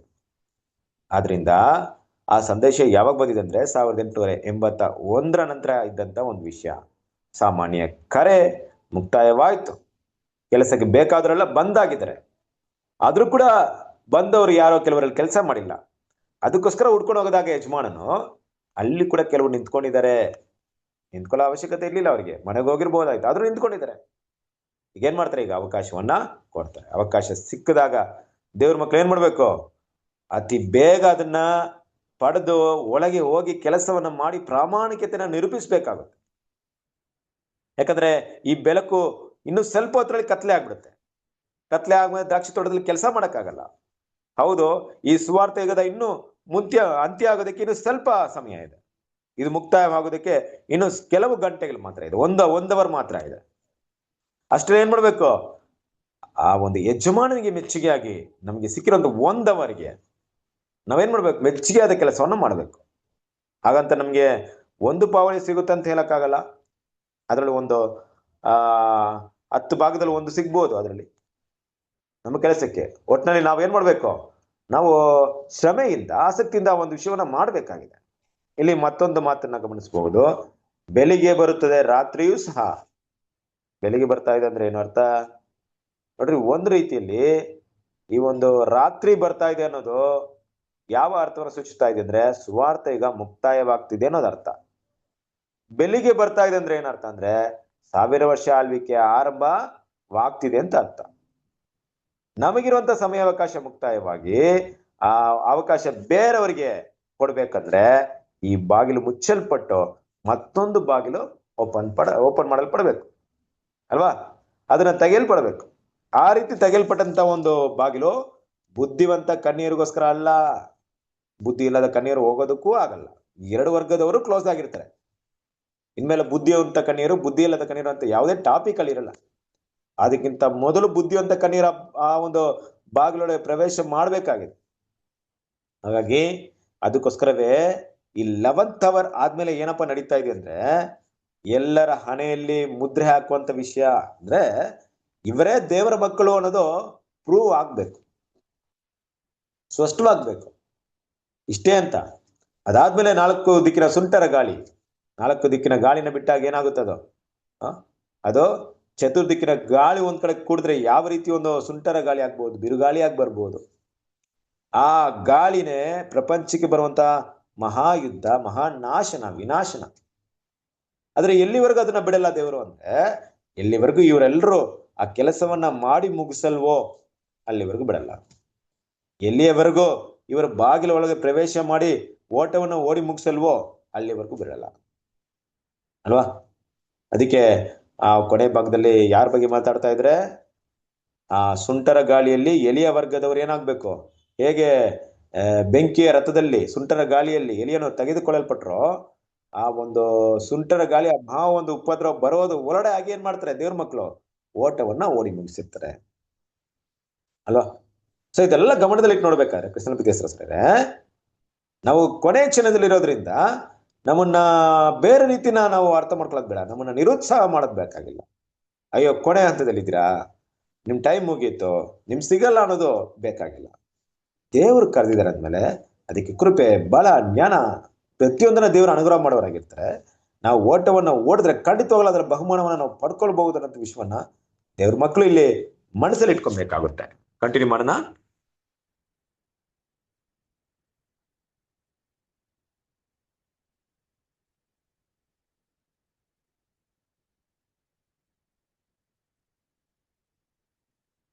ಓದ್ತೀರಾ? ಓದೋದಕ್ಕೆ ದೇವರೊಂದಿಗೆ ಆತನನ್ನು ಮೊದಲಿಗೆ ಮತ್ತು ಮುಖ್ಯವಾಗಿ ಸೇವೆ ಮಾಡುತ್ತೇವೆಂಬ ಒಡಂಬಡಿಕೆ ಮಾಡಿಕೊಂಡವರಿಗೆ ಮತ್ತು ಯಾರು ಆತನ ಕಾರ್ಯಕ್ಕಾಗಿ ಸಮಯ ಮತ್ತು ಭಾವನೆಗಳೊಂದಿಗೆ ಹೆಣಗಾಡುವುದನ್ನು ನಿರ್ಲಕ್ಷಿಸಿ ದ್ರವ್ಯಾನುಕೂಲತೆಗಳ ಬಗ್ಗೆ, ಲೋಕವು ಕೊಡುವ ಕ್ಷಣಿಕ ಸಂತೋಷಗಳ ಬಗ್ಗೆ ಆಲೋಚಿಸುವವರಿಗೆ ಇಲ್ಲಿ ಅಂತಹ ಪಾಠವಿದೆಯಲ್ಲವೇ? ಕರ್ತನು, ನೀನು ಸಾಯಬೇಕಾದರೂ ನಂಬಿಗಸ್ತನಾಗಿರು, ನಾನು ನಿನಗೆ ಜೀವವೆಂಬ ಜಯಮಾಲೆಯನ್ನು ಕೊಡುವೆನು ಎಂತಲೂ, ಜಯಶಾಲಿಗೆ ತನ್ನಲ್ಲಿ ತಾನೇ ಈ ಲೋಕದ ಆತ್ಮನನ್ನು ಗೆಲ್ಲುವವನು ಹೀಗೆ ಶುಭವಸ್ತ್ರವನ್ನು ಹೊದಿಸುವರು. ಜೀವಬಾಧ್ಯರ ಪಟ್ಟಿಯಿಂದ ನಾನು ಅವನ ಹೆಸರನ್ನು ಅಳಿಸಿಬಿಡುವುದೇ ಇಲ್ಲ. ಅವನು ನನ್ನವನೆಂದು ನನ್ನ ತಂದೆಯ ಮುಂದೆಯೂ ಆತನ ದೂತರ ಮುಂದೆಯೂ ಒಪ್ಪುವೆನು. ಮತ್ತು ನಿನಗಿರುವುದನ್ನು ಹಿಡ್ಕೊಂಡಿರು, ನಿನ್ನ ಜಯಮಾಲೆಯನ್ನು ಯಾರೂ ಅಪಹರಿಸಬಾರದು. ಪ್ರಕಟಣೆ 2:10, 3ನೇ ಅಧ್ಯಾಯ 5 ಮತ್ತು 11ನೇ ವಚನ ಎಂದು ಒತ್ತಾಯಪೂರ್ವಕವಾಗಿ ಹೇಳುತ್ತಾನೆ. Okay, thank you. ಕ್ರಿಸ್ತನ ಪ್ರೀತಿಯ ಸರಸರಿದೆ. ಸುಗ್ಗಿಯ ಕಾರ್ಯ ಅದರ ಒಂದು ಅಂತ್ಯ ಭಾಗ. ನಾವು ಕೂಡ ದ್ರಾಕ್ಷಿ ತೋಟದಲ್ಲಿ ಕೆಲಸ ಮಾಡೋದಕ್ಕೆ ಕರೆಯಲ್ಪಟ್ಟಿದ್ದೀವಿ. ಆದ್ರೆ 11th ಅವರಲ್ಲಿ ಬಂದಿದ್ದೀವಿ. ನಾವು ಯಾವಾಗ ಕರೆಯಲ್ಪಟ್ಟಿದ್ದೀವಿ ಅನ್ನೋದು ಮುಖ್ಯವಲ್ಲ, ಆದ್ರೆ ನಮಗಿರುವಂತ ಸಮಯದಲ್ಲಿ ಇಷ್ಟು ಪ್ರಾಮಾಣಿಕವಾಗಿ ಆಸಕ್ತಿಯಿಂದ ದೇವರ ಕೆಲಸವನ್ನ ಮಾಡಿ ಮುಗಿಸ್ತೀವಿ ಅನ್ನೋದು ತುಂಬಾ ಮುಖ್ಯ. ಆ ಒಂದು ಗಂಟೆ ಸಮಯವನ್ನ ನಮ್ಮ ಕರ್ತನು, ಇಲ್ಲವೇ ಆ ದ್ರಾಕ್ಷಿ ತೋಟದ ಯಜಮಾನನು ಯಾವ ರೀತಿ ನೋಡ್ತಾರಂದ್ರೆ, ಪೂರ್ಣ ಆಸಕ್ತಿಯಿಂದ ನಮಗೆ ಸಿಕ್ಕಿರುವಂತ ಬಲದಲ್ಲಿ ಆ ಕೆಲಸವನ್ನ ಮಾಡಿದ್ದೆ ಆದ್ರೆ ಅದು ಯಜಮಾನನ ಮೆಚ್ಚಿಸುವಂತದ್ದಾಗಿರುತ್ತೆ. ಯಜಮಾನನ ಒಂದು ಲೆಕ್ಕಾಚಾರ, ಇವರಿಗೆ ಬೆಳಿಗ್ಗೆಯಿಂದ ಕೆಲಸ ಸಿಕ್ಕಿಲ್ಲ, ಪಾಪ ಸಿಕ್ಕಿದ್ರೆ ಕೆಲಸ ಮಾಡ್ತಿದ್ರೇನು, ಆದ್ರೆ ನಾನೇನಾದ್ರೂ ಅವ್ರಿಗೆ ಒಂದು ಪಾವಳಿಗಿಂತ ಕಡಿಮೆ ಕೊಟ್ಬಿಟ್ರೆ ಅವ್ರಿಗೆ ಕಷ್ಟವಾಗ್ಬಹುದು. ಅದರಿಂದ ಅವ್ರು 1 ಗಂಟೆ ಕೆಲಸ ಮಾಡಿದ್ರು ಪರವಾಗಿಲ್ಲ, ಅವರಿಗೆ ಏನ್ ಮಾಡ್ತೀನಿ, 1 ಪಾವಳಿನ ಕೊಡ್ತೀನಿ ಅನ್ನೋದು ಯಜಮಾನನ ನಿರ್ಧಾರ. ದೇವರ ಮಕ್ಕಳು ನಮಗೆ, ನೀನು ಸಾಯಬೇಕಾದ್ರೆ ನಂಬಿಕಸ್ತನಾಗಿರೋ, ನಾನು ನಿನಗೆ ಜೀವವೆಂಬ ಜಯಮಾಲೆಯನ್ನು ಕೊಡುವೆ. ಯಾವಾಗ ಕರೆಯಲ್ಪಟ್ಟಿದ್ದೀವಿ ಅನ್ನೋದು ಮುಖ್ಯವಲ್ಲ, ಎಲ್ಲಿಯವರೆಗೆ ನಮ್ಮ ಜೀವ ಅಂತ್ಯವಾಗುತ್ತೋ, ಎಲ್ಲಿವರೆಗೆ ನಾವು ಓಟವನ್ನು ಓಡಿ ಮುಗಿಸುವಂತ ಆ ಸಮಯ ಬರುತ್ತೋ ಅಲ್ಲಿವರೆಗೂ ನಂಬಿಕಸ್ತನಾಗಿರ್ಬೇಕು. ಅದೇ ದೇವರಿಗೆ ಮುಖ್ಯ. ಆ ರೀತಿಯಾದವರಿಗೆ ದೇವರೇನ್ ಮಾಡ್ತಾರೆ, ಸರಿಸಮವಾದಂತ ಒಂದು ಜೀವವನ್ನ ಕೊಡ್ತಾರೆ.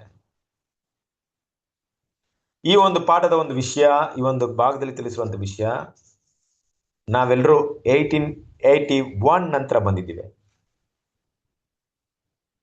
ಲೋಕ ಅದು ಪಾಡಿಗೆ ಅದು ಕೆಲಸ ಮಾಡ್ತಾ ಇದೆ. ಲೋಕ ತನ್ನ ಇಷ್ಟ ಬಂದ ಜೀವನವನ್ನ ಮಾಡ್ತಾ ಇದೆ. ಅದರ ಮಧ್ಯದಲ್ಲಿ ದೇವರಿಗೋಸ್ಕರ ಸಮರ್ಪಣೆ ಮಾಡಿ ನಮ್ಮನ್ನ ಸಜೀವ ಯಜ್ಞ ಕೊಡಕ್ಕೆ ಬಂದಿರುವಂತ ನಾವು ಈ ಸತ್ಯಗಳನ್ನ ಕೇಳಿದ ಮೇಲೆ, ಅಯ್ಯೋ ನಮ್ಗೆ ಕರೆ ಇಲ್ವೇನೋ, ನಮ್ಗೆ ಅವಕಾಶ ಇಲ್ವೇನೋ ಅನ್ನೋ ರೀತಿಯಲ್ಲಿ ಸಂದೇಹವನ್ನು ಹುಟ್ಟಿಸ್ಕೊಳ್ದೆ, ದೇವರು ನಮ್ಮನ್ನ ಕರೆದಿರ್ಬೇಕಾದ್ರೆ ನಾವು ಕೊನೆ ಸಮಯದಲ್ಲಿ ಬಂದಿರಿದ್ರು ಕೂಡ ಪರವಾಗಿಲ್ಲ, ಫಲವನ್ನ ದೇವರು ಕೊಟ್ಟೇ ಕೊಡ್ತಾರೆ. ನಾವು ನಿಷ್ಠೆಯಿಂದ ಪ್ರಾಮಾಣಿಕತೆಯಿಂದ ಕೆಲಸವನ್ನ ದೇವರಿಗೆ ಮಾಡಬೇಕಂದ ತ್ಯಾಗವನ್ನ ಮಾಡಿ ಮುಗಿಸೋದು ಮಾತ್ರ ನಮ್ಮ ಕೆಲಸ. ಹಾಗೆ ಮಾಡಿದಾಗ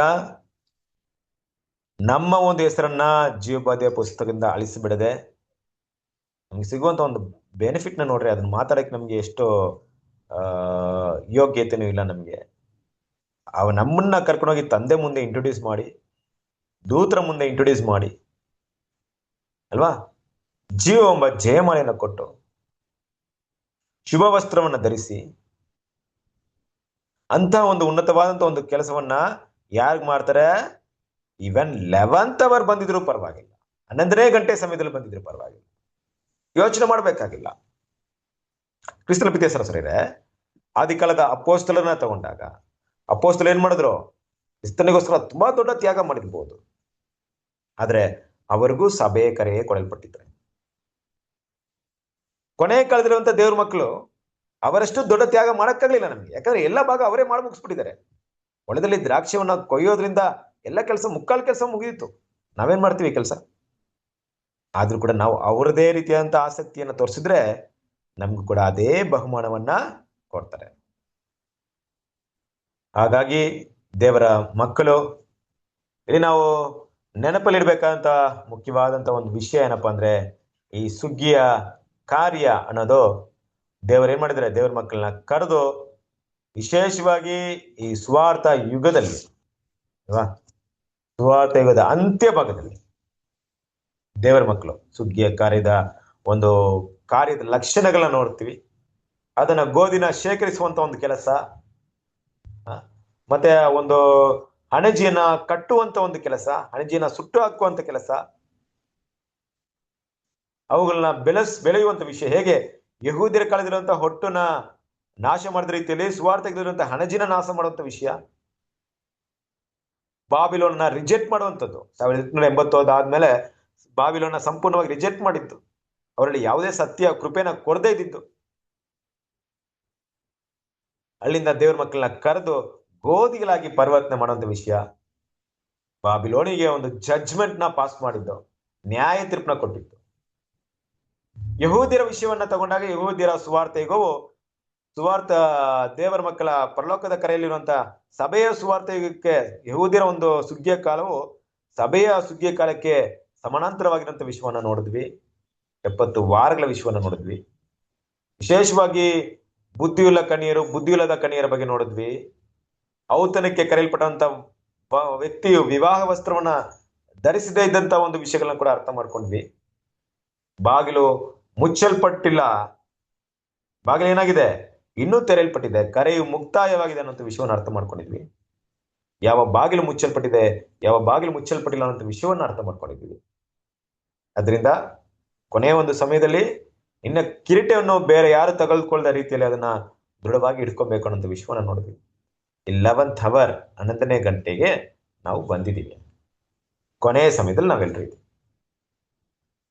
ಸಹೋದರರೇ, ವಾಕ್ಯವನ್ನು ಓದೋಣ. ಪ್ರಕಟಣೆ 2ನೇ ಅಧ್ಯಾಯ 10ನೇ ವಾಕ್ಯ.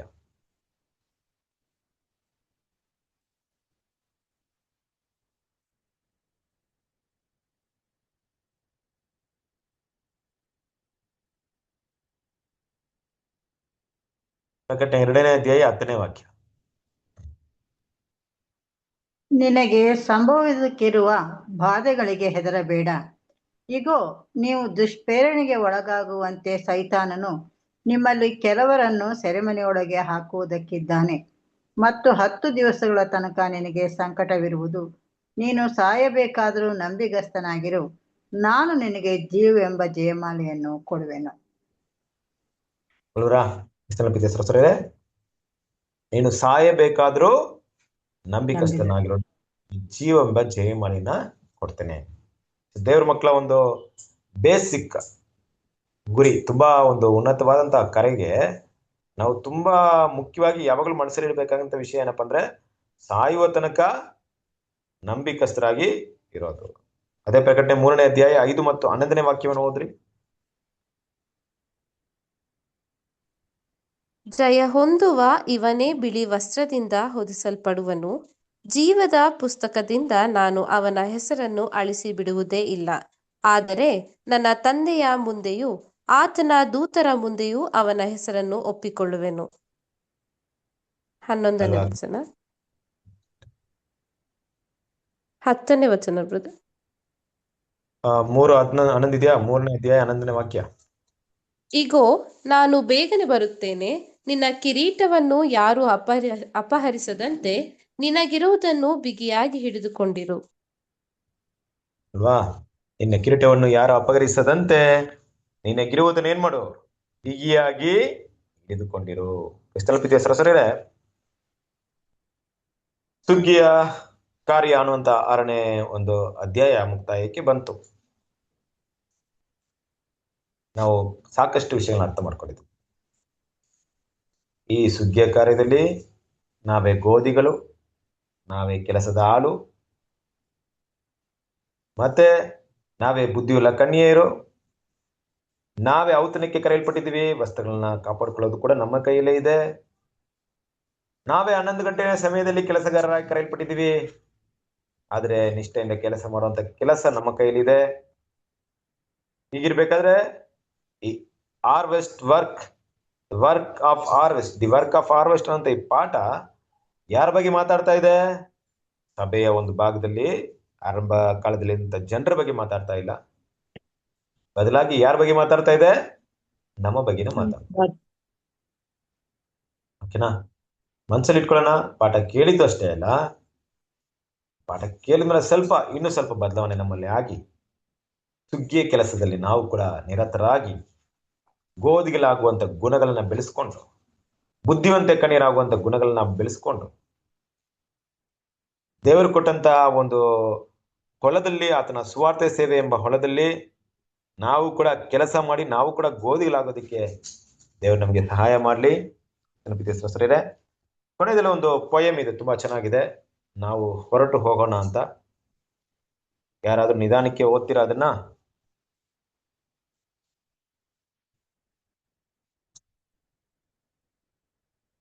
ಯಾರು ಓದ್ತೀರಾ? ಇಷ್ಟ ಸ್ಲೋ ಆಗಿ ನಿಧಾನಕ್ಕೆ ಓದಿ. Let us go forth. Silent like men in solemn haste, girded with ferrets of the waste, we pass out at the world's wide gate, turning our back on its state. We press along the narrow road that leads to life, to bliss, to God. We cannot and we could not stay. We dread the snares that throng the way. We fling aside the weight and sing, resolve the victory to win. We know the peril, but our eyes rest on the splendor of the prize. No idling now, no wasteful sleep, from Christian toil our limbs to keep. No shrinking from the desperate fight, no thought of yielding or of flight. No love of present gain or ease, no seeking man or self to please. No sorrow for the loss of fame, no dread of scandal on our name, no terror of the world's sharp scorn, no wish that taunting to return, no hatred can't to hatred move, and enmity but kindless love. No sigh for laughter left behind, or pleasures scattered to the wind.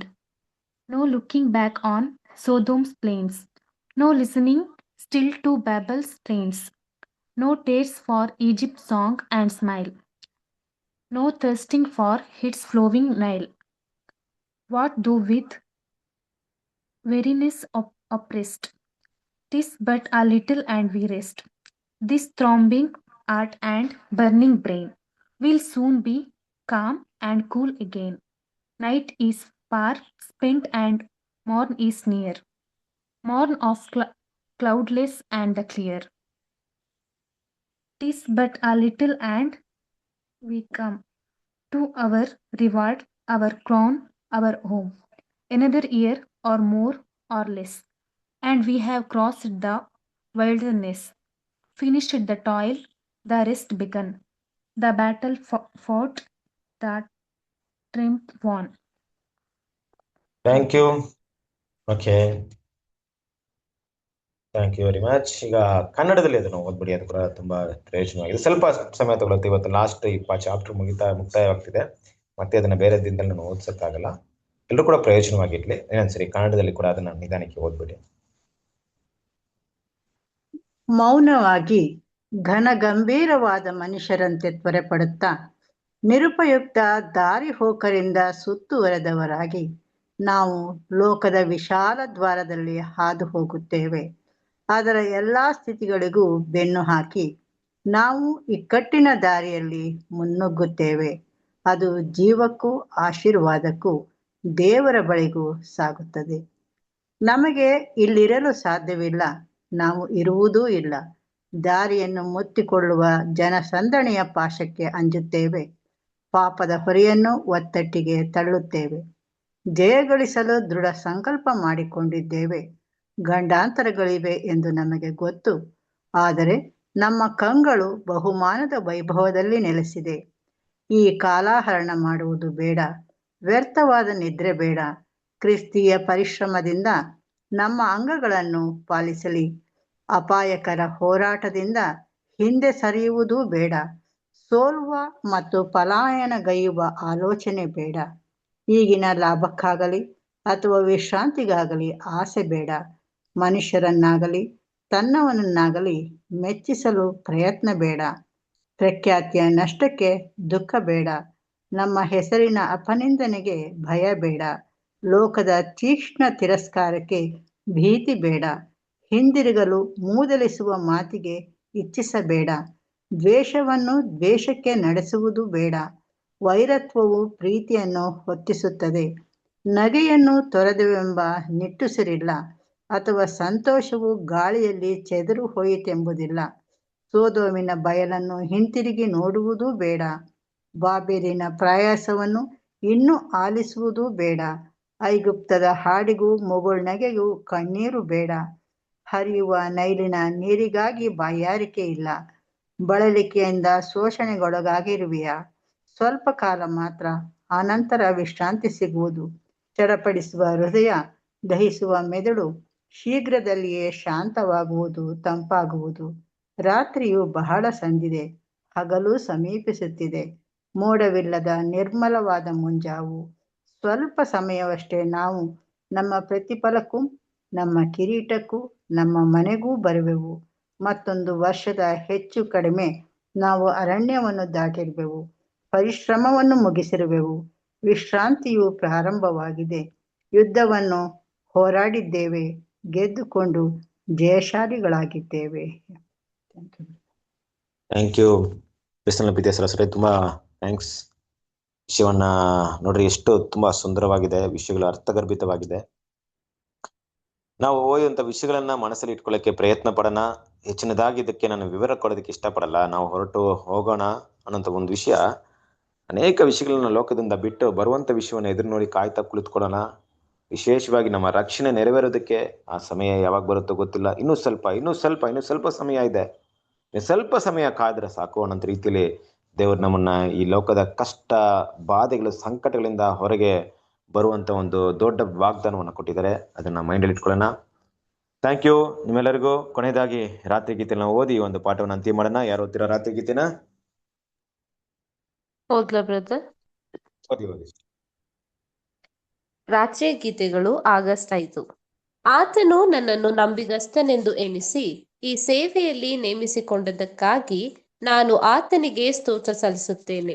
1 Timothy 1ನೇ ಅಧ್ಯಾಯ 12ನೇ ವಚನ. ಆಹಾ, ಹೌದು, ನಮ್ಮ ಪ್ರತಿಯೊಂದು ಮಾತು ಮತ್ತು ಪ್ರತಿಯೊಂದು ಕ್ರಿಯೆಯ ಬಗ್ಗೆ ಕರ್ತನು ತಿಳಿದಿರುವಾಗ ನಮ್ಮ ಮಾತುಗಳಿಂದಲೂ ಮತ್ತು ನಮ್ಮ ಕ್ರಿಯೆಗಳಿಂದಲೂ ಏನೋ ಉತ್ತಮವಾಗಿದೆ ಎಂದು ಎಣಿಸಲು ಆತನು ಸಂತೋಷ ಪಡುತ್ತಾನೆ ಎಂದು ತಿಳಿದುಕೊಳ್ಳುವುದು ನಮಗೆ ಎಷ್ಟು ಆಶೀರ್ವಾದದ ತೃಪ್ತಿಯನ್ನುಂಟು ಮಾಡುತ್ತದೆ. ನಮ್ಮ ಮಾತುಗಳು ಯಾವಾಗಲೂ ನಮ್ಮ ಹೃದಯದ ಪೂರ್ಣ ಭಾವನೆಗಳನ್ನು ಪ್ರತಿನಿಧಿಸುವುದಿಲ್ಲ. ನಮ್ಮ ನಡತೆಯು ಮಾನದಂಡಕ್ಕೆ ತಕ್ಕಂತೆ ಇರುವುದಿಲ್ಲ.